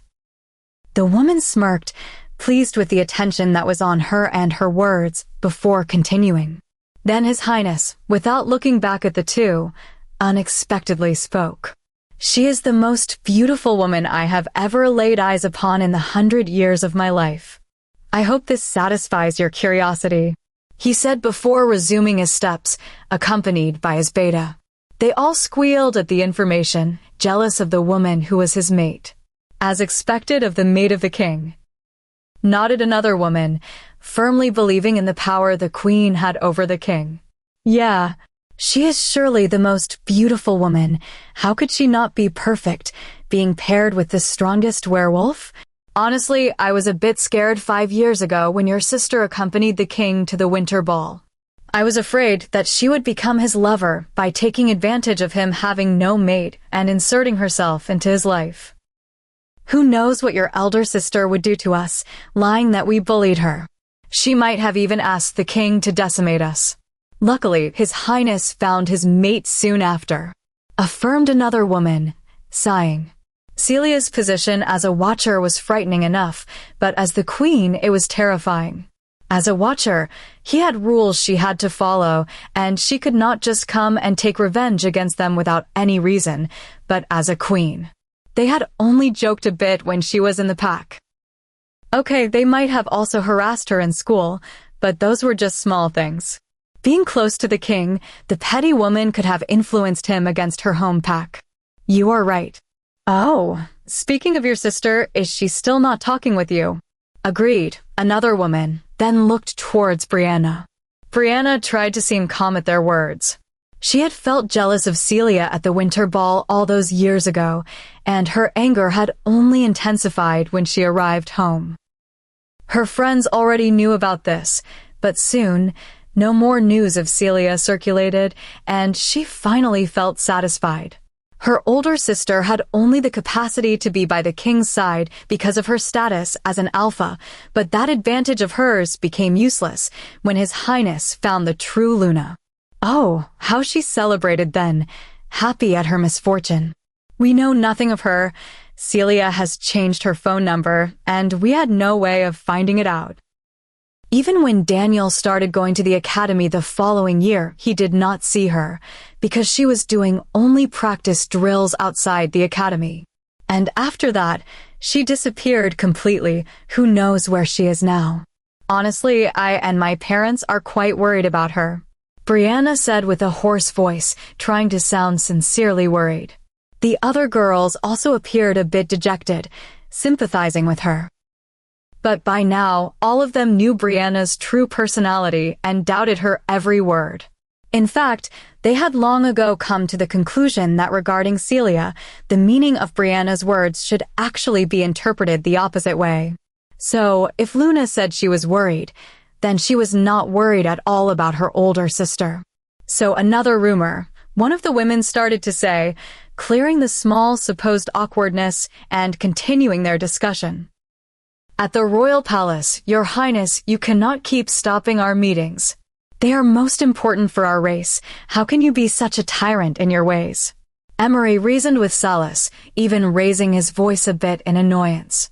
The king had grown up in the elder's presence, so he did not react to the disrespect of his tone. Emery, drop the subject already. The motive of your meeting was not something you should be discussing about. Seriously, how many more meetings are you thinking of holding? You should already know by now they are useless. Salas sighed. They are not. How could they be? The elder solidified his stance. I already have my queen. What other problem could you possibly have? The king asked, sighing again. Although he knew their motive, he preferred to act clueless. Finding Her Highness is only the beginning, of course. There is another matter that follows that. Emery spoke quickly before putting a file in front of Salas. Emery, you are getting ahead of yourself. I want some time with my mate before some stinking brat takes her away. Salas said before throwing the file carelessly on a nearby table, having been annoyed only by looking at the title without opening to see its content. Bulletproof Project for an Early Heir was written in bold letters on the file. These people had nothing better to do than mind his business. But Your Highness, it is necessary to have an heir. You are already 100 years old. The council member bawled his eyes in sorrow. You already have your queen, can I not have her to myself for a bit longer? Salas reasoned. What honeymoon period? You had a honeymoon period of 5 years already. The elder resumed asking with a tough tone again when he saw that Salas still was not bothered by his tears. No means no. Stop it. I will not have a child yet, Salas said, finally losing his patience. Then opened his mouth again, seeing as the elder finally quieted down to close the discussion between them. He was eager to return to Celia, but he could not say anything as her familiar strawberry scent hit his nose. Looking towards the door, he saw the beautiful woman with tears in her eyes. Scared, Salas was already near her in the next second. "My love, what's wrong? What happened?" he asked gently but hurriedly, wiping her tears away. "Do you not want to have children with me?" Celia stutteringly said. Her emotions were getting the better of her these days, and his words only made them fluctuate even more. "Of course I want. How could I not? I just want you to myself for a bit longer," he immediately reassured her. It was all the damn geezer's fault. Now Celia had misinterpreted his words. "Really?" she asked slowly, between weeping sounds. "Of course.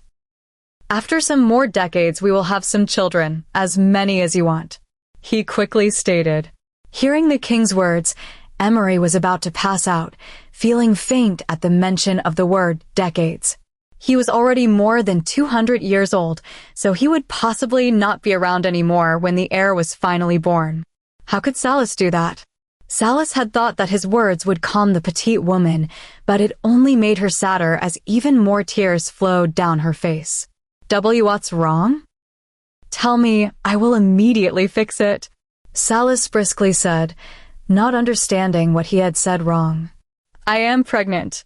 And you don't want the baby," she scolded with a hoarse voice. Witnessing the exchange of words, the elder screamed in joy. It seemed that the goddess still watched over them. But in contrast to the joyous reaction of Emery, Salas appeared completely petrified. "See, you don't want the baby," Celia said, seeing his reaction, and wanted to turn around and run.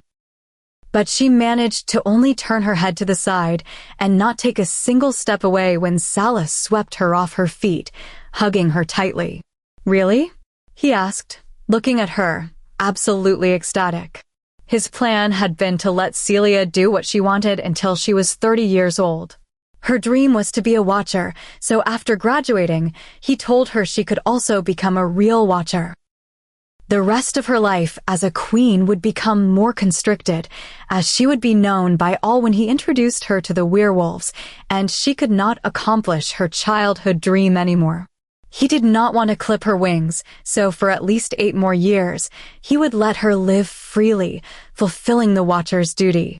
At the same time, he also wanted to keep her private, to have her to himself, considering their time together could possibly decrease even more with her being a queen.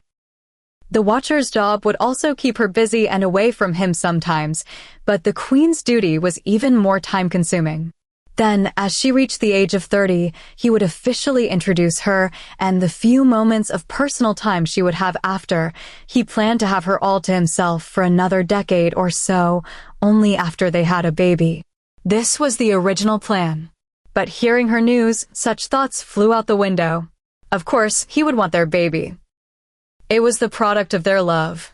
Seeing that he indeed did not resent the idea, as he kept hugging her while placing kisses all over her face, only then was she assured that he was not trying to pacify her, but that he was indeed happy. "Are you all right? How do you feel? Do you want to eat? Do you feel dizzy? Are you okay? Should we go see the doctor?" Salas immediately started to say, flustered after he kissed her a few more times. "I am okay." "Oh, right, you shouldn't walk. What if you tire yourself out?" Salas worriedly expressed and immediately carried her in a princess's embrace. "I can walk." Wait, let me down." Celia immediately struggled, embarrassed because of his actions in front of the elder, whom she had just realized was still in the room. She also felt that Salas was exaggerating. It was only a pregnancy. It was not like she was injured, but no matter how she tried to get down, the man did not budge. "Your Highness, of course, you should not walk. What if something happens to the heir? You must be properly taken care of. We should call the maids." "No, better the doctor." The elder also immediately reacted. She sighed and stopped struggling.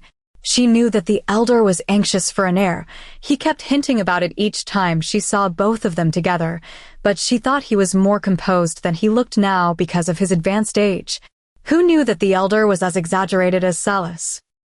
"I am really all right," Celia said a bit more forcefully to get her point across, just as Salas placed her on the couch.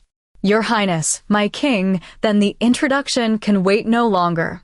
The elder realized that he was already making plans for the future. "Yes, it seems that we can no longer hide my queen," Salas said lovingly, sitting beside her and placing his hand on her still flat abdomen. "Then I shall take my leave. There are so many things to prepare. Congratulations to both of you." Emery sincerely expressed with moist eyes, then bowed and quickly exited the room. Finally, alone, Salas hugged her gingerly, afraid not to hurt the small, precious new life. "Will you blame me? I had promised you could be a watcher until you reached the age of 30, but now," he slowly whispered. "No, the time you have given me, for my selfish dream, it is already more than enough. Normally, I should have assumed my position 5 years ago, but even without me asking you for time, you gave it to me, regardless of the consequences." "Thank you." Celia spoke and kissed Salas's cheek with a tinge of red on her face. "No, thank you for giving me a family." He immediately interjected happily, not accepting her words of gratitude, as he slowly kissed her forehead. Chapter 52 at Fenrir's fortress. Some days later, "Are they here yet?" Fenrir asked, tapping his fingers. He looked truly annoyed because of the visit of the unwelcome guests who would come each month to the fortress to spend the night of the full moon there. "Not yet. I told you earlier they would come in time for dinner." "There's still some time until then," the beautiful, blue-eyed blonde casually informed him, unperturbed by his tapping. He waited some more, and then an hour later, he asked again if they had arrived. For the 10th time. "No, they still have not arrived. For someone who always seems annoyed by their visit, you sure are eager for it each time," the woman said, teasing him a bit, as she was losing her patience. "Of course I am not. I am only eager to get it over with," Fenrir replied, stopping his tapping, displeased at the sight of her, which seemed to suggest that she had seen through his true thoughts. That couple came each month to calm the lichens because of the full moon, so he was only asking if they arrived so they could spend the night and then be on their way again. "Yeah, right. That's why you ordered for the kitchen to make your cousin's favorite food." She smirked, not at all afraid that he was not tapping his fingers. In the past, that tap of his would have scared anyone, but now she found it cute, like a small tantrum on his part. "When did I?" "Steak with steamed vegetables are also my preferred meal." "Who cares about what Salas likes?" Fenrir said quickly, trying to rebuff her words. "Really, then why did you get upset when I cooked it for you some days ago?" "Your favorite meal, indeed." She immediately cornered him, giving him no chance to deny her words. "Mom, Dad," called the small 3-year-old girl standing in the doorway. She was rubbing her blue eyes with her small hand, still half asleep. "See, you woke up Hope with your loud voice." Clearly upset at the woman, Fenrir admonished her, immediately going towards the small girl and picking her up lovingly in his arms. The woman only sighed and did not continue arguing with him. She had spoken quietly. He was the one who had started raising the tone of his voice while trying to deny her words. "My lady, their highnesses are here." A woman came quickly, informing them of the visit. Fenrir only humphed, as if he was still annoyed, but was already going towards the hallway with the small girl in his arms. "Auntie," called the small girl at the sight of Celia, already opening her small arms, asking to be carried by her. Celia smiled at the small girl and was about to hold up her arms to take her from Fenrir's arms, but Salas was faster than her, and he took the girl over. "Hello, baby girl," Salas said with a small smile at the sight of the ebony-haired, blue-eyed girl who was an exact copy of both him and Fenrir. He immediately wondered if their small baby would also look the same as his niece. The girl was lovely, but it would still be better if the child resembled Celia, he thought. Hey, I wanted to hold her. Celia scolded and tried again to take her from his arms. You cannot. You shouldn't carry heavy things. He shook his head, not letting her take over the girl. My baby girl is not a heavy thing, watch your mouth. Fenrir immediately voiced his upset. Keep your anger after you lose the chess game. We are already at 521 to 135 in my favor, Salis said, unconcerned by the man who was pointing at him. That's because you cheat. Fenrir redirected his anger at the stingy man who reminded him of the score each time. Fenrir, stop it and just admit it. You were defeated. The girl's mother's voice came from behind him. That's not true. Fenrir wanted to deny it, but the woman, who had long been unafraid of him, spoke over him as if it were a normal occurrence. He was the leader of the Lycans, maintaining order when Celia was not around, but in her presence, it felt like that was not important at all. Anyway, heavy things you couldn't be. Are you having a baby? The woman gleefully asked. Celia did not reply, but only nodded shyly, with Salis speaking for both of them. Yes, we will have. That's why we also wanted for you, Ophelia, and for Hope to attend the coronation. We cannot hide Celia's identity any longer. Hey, you did not say anything about me. Fenrir realized after a moment of shock at the news. Who wants you there? Salis ironically spoke, not looking at him, and was already walking through the hallway. Yeah, right. That was why you reminded me to be sure to bring the invitation that had your cousin's name on it also, instead of just verbally informing them about it. Celia immediately said, rolling her eyes. I only said it because they would need the invitation to be let in by the guards. Salis denied it, not stopping his steps. Really, they all know he is your cousin. Who wouldn't have let him inside the palace? You just did not want to tell it to his face. Not to mention, you also purposely specified to the council members for the coronation day to not be near the time of the full moon. She giggled, exposing his lie. Salis could not say anything more. Of course, he would not reprimand the small woman, but hurried his steps, with Fenrir, Celia, and Ophelia following behind. On the day of the coronation, earlier in the morning, Your Highness, the Watcher Pack's members and your brother have arrived, Jenna informed, slightly bowing as soon as she entered Celia's room. You may rise. All right, please inform them I will be short with them. The girls have only a few things left to do. Celia replied as she was still having her hair done. Yes, the maid acknowledged and left after stealing a small glance. The other maids had not finished preparing her, but she could already see her beauty shining through. She smiled, closing the door behind her. Shortly after being informed that she would be coming to the living room in a few more minutes, where the Watchers and Daniel were waiting, the door opened. Through it, stepping inside the room, the neatly and beautifully dressed queen of the werewolves appeared. All the men immediately rose to their feet and bowed. Stop it. I told you it was not necessary. Celia quickly tried to stop them. All these years, her pack members had treated her normally when they were with other people, but they still bowed before her each time they saw her in private. Now, after the coronation, they would no longer bow regardless of where they met. Of course, other than what was customarily required, they still treated Celia the same as before, which comforted her heart. They had not even reproached her for hiding the truth from them. Even when she tried to apologize, they did not let her and were only happy to have her in their midst again. They had truly regretted that day when they separated from her, not being able to prevent her kidnapping. You may rise. Celia sighed as she said the order, otherwise they would not raise their heads. Sister, you look lovely, Daniel voiced before coming and hugging her. Daniel had arrived at the academy 4 years ago and immediately sought his sister out, apologizing for the blunder from when his father had taken the phone from him. She forgave him then, knowing the effect their parents had on them as children, and did not take it to heart. After that, she took care of her brother and maintained a close bond with him throughout the years.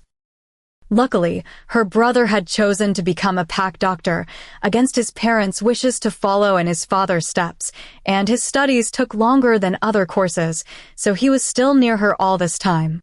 Daniel released Celia, looking once more at his beautiful sister.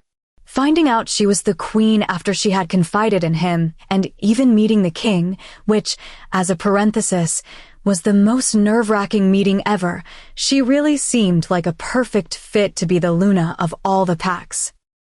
And seeing her dressed in the gray sparkling dress, adorning a tiara, she really looked the part of a proper queen. "Alpha, you look beautiful." All the guys also approved, admiring her appearance. Their Alpha was always gorgeous, but now she took it up a notch. "Thank you." She shyly thanked the men who would be her escorts for today. "Have you had your breakfast?"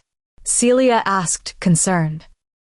The preparations took a little bit longer, and the men had already waited for quite some time, not to mention they had come so early in the morning. "Nope. I could eat a piglet." Marcus, not at all abashed, admitted. "That joke is so old," Evan stated, rolling his eyes at Marcus. "No, it's not. My mate always laughs at it." Marcus immediately defended. "Of course she would.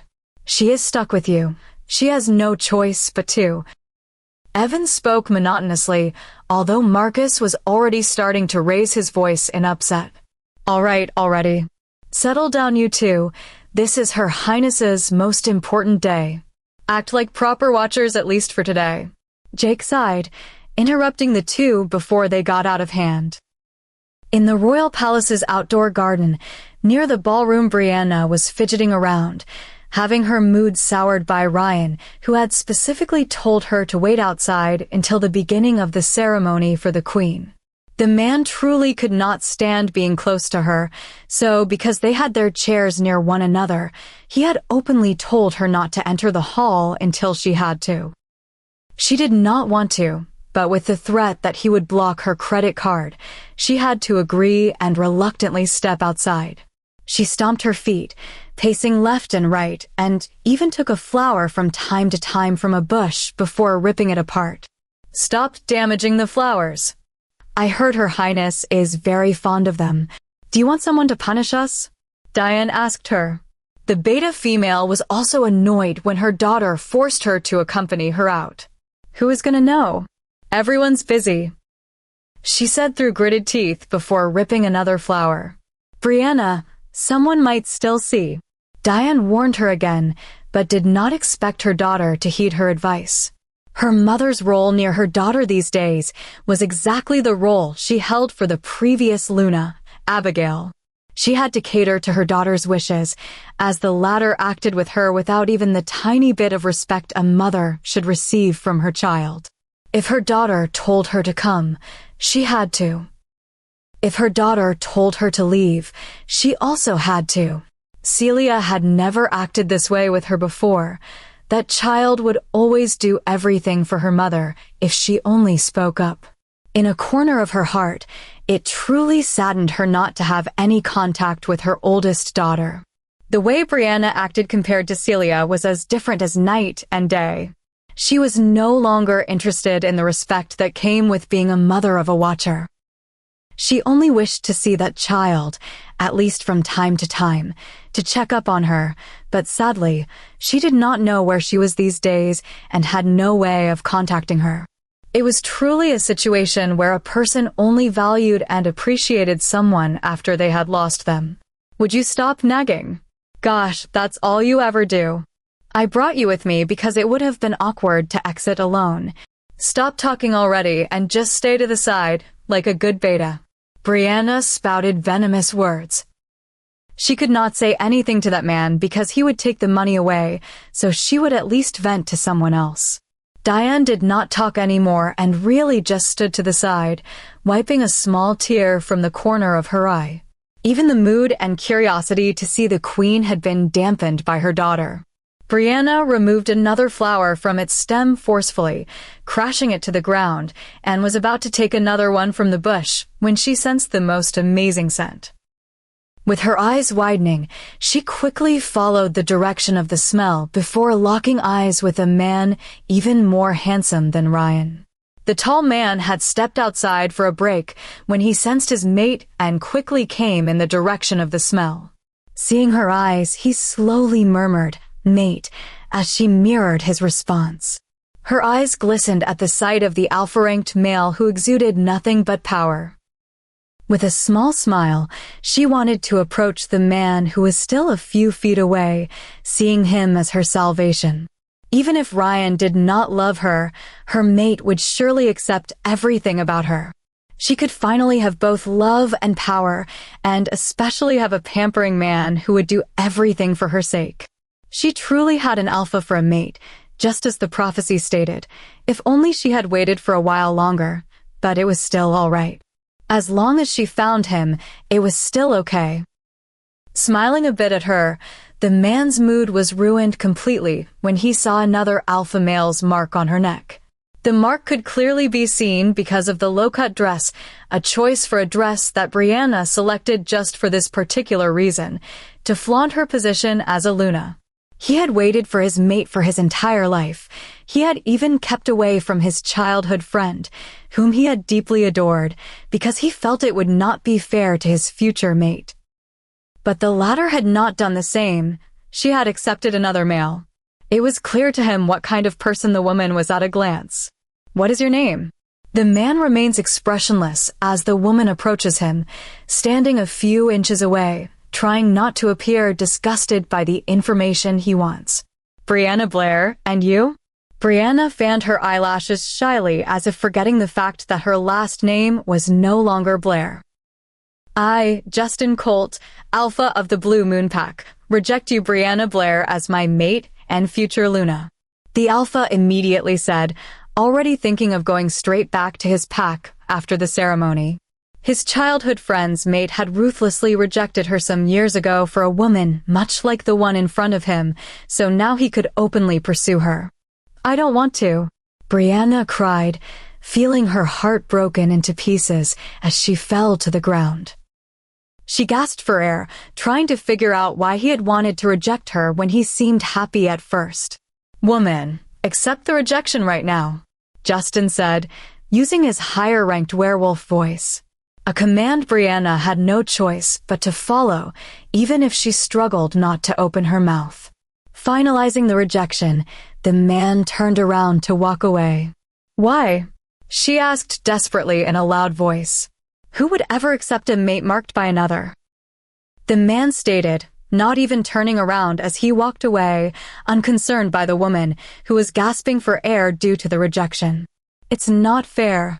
It's not fair," she said, hitting the ground as her mother came near her, trying to help her up.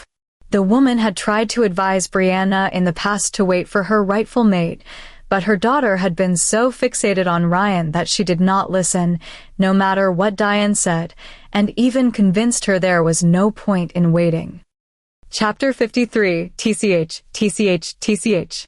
Today is Her Highness's coronation. It is not nice of you to wail and scream near the garden. A small witch scolded Brianna as she approached from the air, riding on her broom. "You."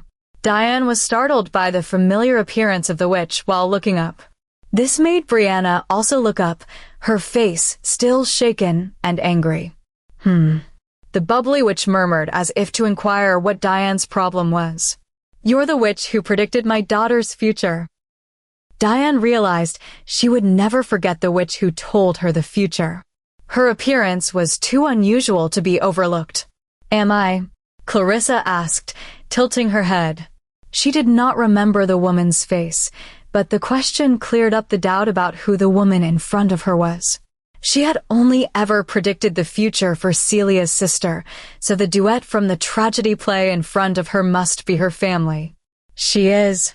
Brianna inquired, looking at her mother. The information surprised her, making her forget for a moment what she had gone through as her fury was redirected towards the witch. "You are the reason for everything," You predicted my life would be beautiful and accomplished as a Luna."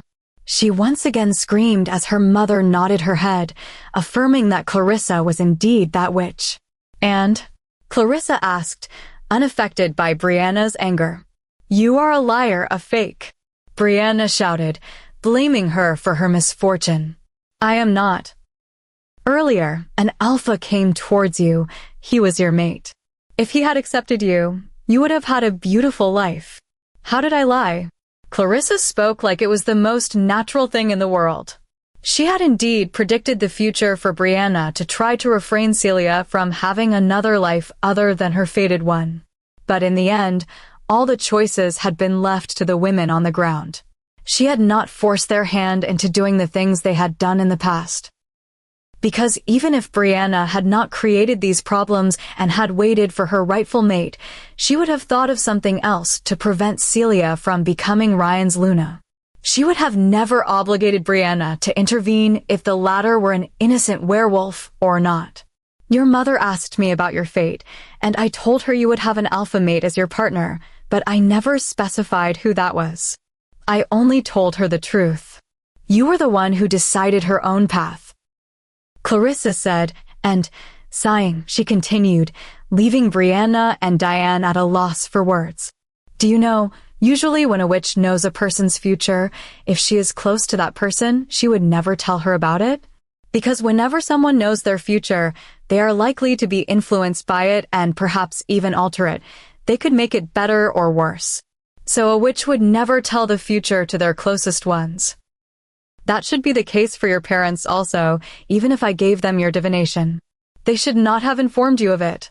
And anyway, even if I did tell them, it was still your own choice in the end," Clarissa said, and did not wait for their reaction or response, quickly moving the broom in the direction of the ballroom as a familiar bubblegum smell hit her nose. Barely collecting themselves from the ground, the mother and daughter did not speak again. What would be the point? Even if Brianna wanted to argue with Diane about her ill-fated life, what would she gain from it? It seemed that her sister and she had the same life in the end. They were both rejected by their rightful mates. The sound of 3 cars, which stopped at the entrance of the massive ballroom, made her snap out of her thoughts, realizing that she was still in a location where she was not permitted to mope about her problems. What if someone saw her and laughed at her? She already did not have good connections with the other Lunas. The others had not stood in her presence since the ball 5 years ago when she demanded a date from His Highness. Her haughtiness was not accepted by them, and coupled with her arrogance, she did not have a single Luna friend. "Is that Her Highness?" Diane exclaimed, holding Brianna's arm, which made the latter look towards the cars. With frighteningly heavy auras, 9 men descended from the cars.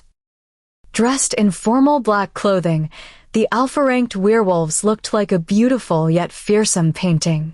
Immediately after they descended, one of the alphas opened the back door of the middle car, and from inside the vehicle, a small, slender hand appeared. Slightly bowed, the werewolf held the hand, helping the beautifully dressed woman to alight from the car. Brianna and her mother could not see the woman's face, as the latter had a veil on top of her head, plus they were also at a considerable distance away, but it was surely the queen. As soon as she stepped with both of her feet on the ground, the other 8 men also bowed their heads and only raised them when the woman waved her hand for them to rise. And with the same bowed posture, some dozen maids were waiting in front to receive the person, raising their heads as well when she waved her hand. Afterwards, in an orderly fashion, 4 men walked in front of the woman and 4 men behind her, as the man who had helped her alight from the car was still holding her hand, guiding her towards the stairs, with the maids following behind them. It was indeed a long procession of people.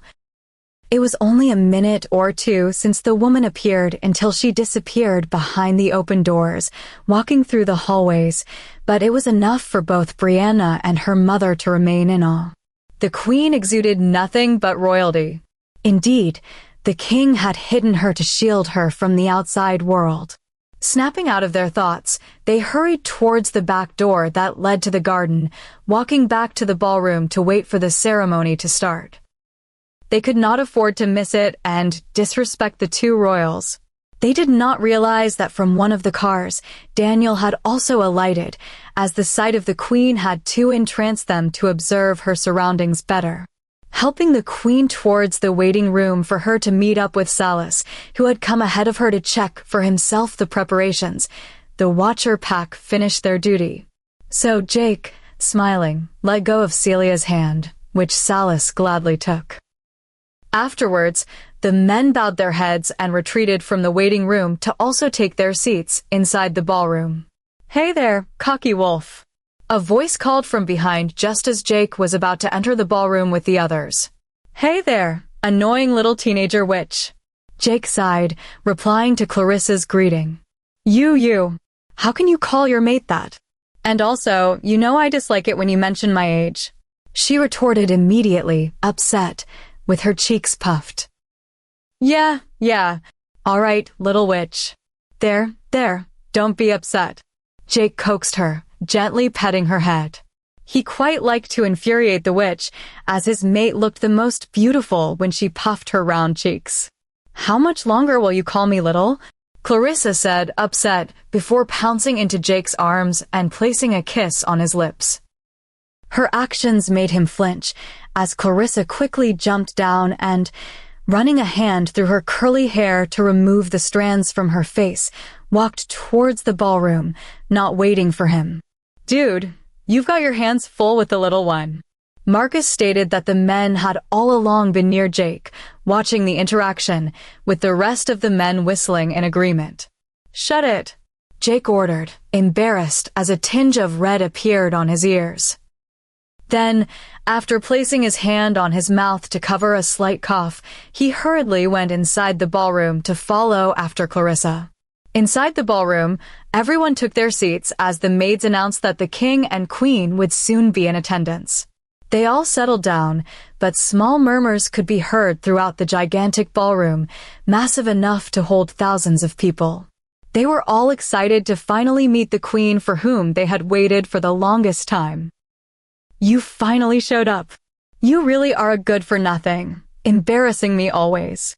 Take your seat already. Her Highness will come soon," Ryan said, displeased, as Brianna quickly sat on her chair. She did not retort to his words, as they were a common occurrence, and only looked towards the door the king and queen were supposed to enter from. Diane also took her seat near Brianna and her husband, with whom she also did not have a good relationship these days. The man had been influenced by his wife, and now their entire life was messed up. So frustrated, he kept blaming Diane for everything. In the past, he had a good relationship with Ryan's father, but now, with Ryan, the current alpha, things could not be worse. He was also about to hand over his beta position to another, and it would not be to his son as he had dreamed it would. Daniel had left home and followed his dream, even without their agreement. "All rise and bow. Their Highnesses are now in attendance," the two doormen shouted, making all the sounds in the room quiet down. Waiting for everyone to rise, the doormen stood still, and after a few moments, each one approached his side of the doors and concomitantly opened them. "Are you ready, my love?" Salas asked Celia, kissing her hand as the door opened. She inhaled a deep breath and nodded. By now, the veil was no longer covering her face, as she was about to be officially introduced, and her identity no longer needed to be hidden. Smiling gently at her, Salas slowly guided her through the doors and then towards the two thrones that were placed at the very front of the ballroom. He helped the petite woman sit, then sat down himself, both of them placing their hands on the armrests. Of course, as Salas always preferred to hold her hand, the two thrones had been crafted in such a manner that the middle armrest was the same for the two thrones, so they would have no room to place their hands side by side. As such, he gladly covered her small hand with his big one, gingerly holding it to assure and calm her emotions. With both of them finally seated comfortably, Only then did Salis let the people inside the massive room raise their heads. "You may rise." Salis's voice powerfully boomed inside the ballroom before anyone dared to look up towards the front. Small gasps could be heard all around as the multitude of werewolves finally saw the hidden queen of the werewolf race. With a beautiful gray dress that shimmered with tinges of golden lights, with a small, beautiful face that exuded an elegant nobility no less than Salis's, coupled with the small diamond tiara, the queen was a sight to be seen. She was indeed a perfect match for the man on her left side. Among the werewolves, for werewolves were shocked, but not for the same reasons as the others. The appearance of Celia on the other end of the room, seated elegantly on the throne, was a sight that they never would have expected. Their minds kept spiraling in thoughts, but tried as they might, they could not comprehend why she was seated on the throne, where the queen should sit. "Bow to your new queen of the werewolf race, Celia Wolf," Salis said, using his alpha voice after the werewolves only caught a glance of her. It was, in a sense, a means to prove her supremacy over them.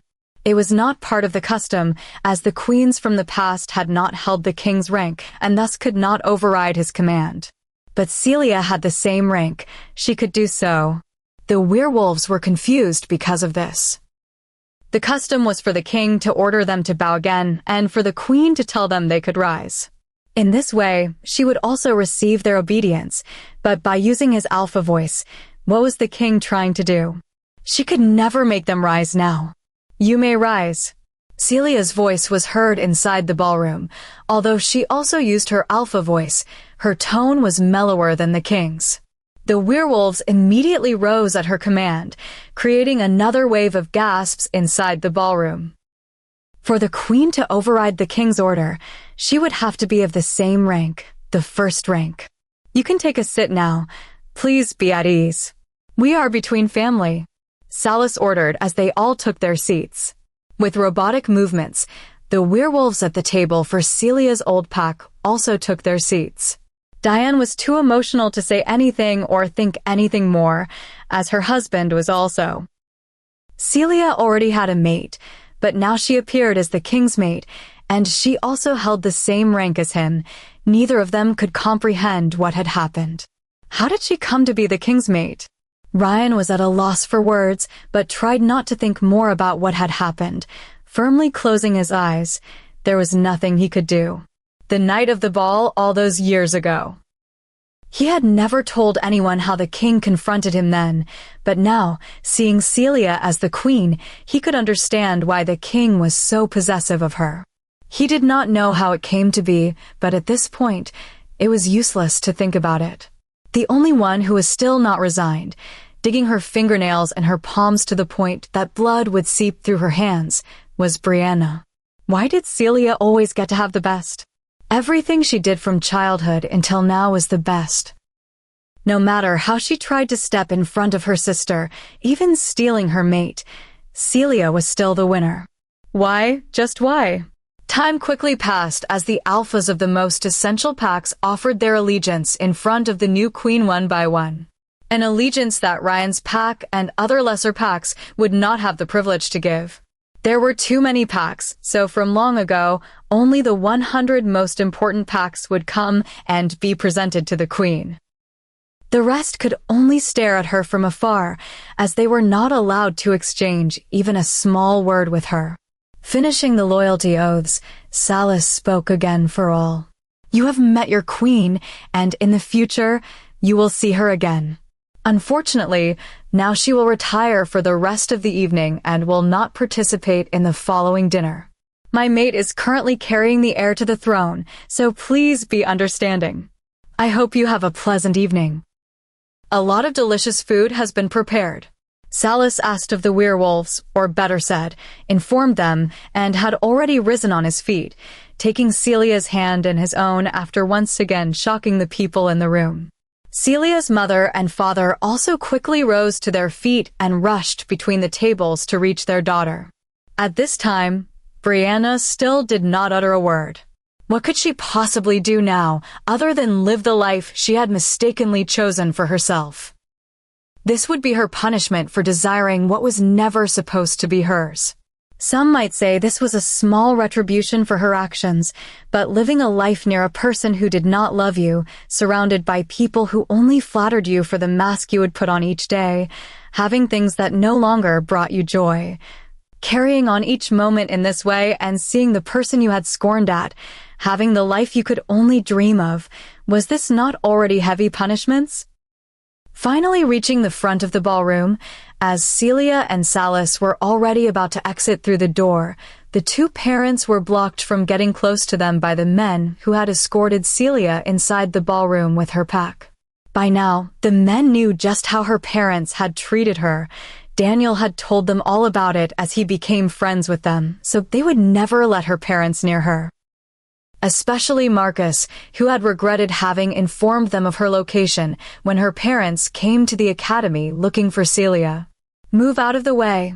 Celia, honey," the mother called, trying to catch a glimpse of her daughter with tears in her eyes. This time, actual tears were flowing as Diane realized just how much she had wronged Celia. She had always felt that Brianna was like an honest Luna. She had always thought she was perfect. But seeing Celia on the throne just now, she did not look out of place at all. The girl whom she had hoped would at least find a beta to be married off to, the daughter she never expected to be anything special, was, in fact, the perfect queen for an entire race. But this was not what was most important now.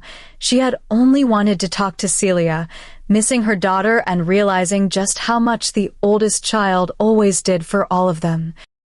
Members of lesser packs do not have the right to address Her Highness directly. "Please go back to your seat, or you will suffer the consequences," Jake firmly informed. "She is my daughter. I just want to see her. I just want to talk to her," Diane said, with her husband agreeing. "I am sorry, Her Highness is the queen of the werewolf race. You can only speak to her if Her Highness wishes to speak with you first." Jake once again denied it without a hint of feeling sorry for them. Diane finally broke down crying. Why would Celia ever speak to them first when all her life they had done her wrong? She would never do so. They would never have the opportunity to right their wrongs. This was their punishment, never taking part in any way in the life of the daughter who had always loved them. The one who had never disobeyed them would be the one they would never reach again.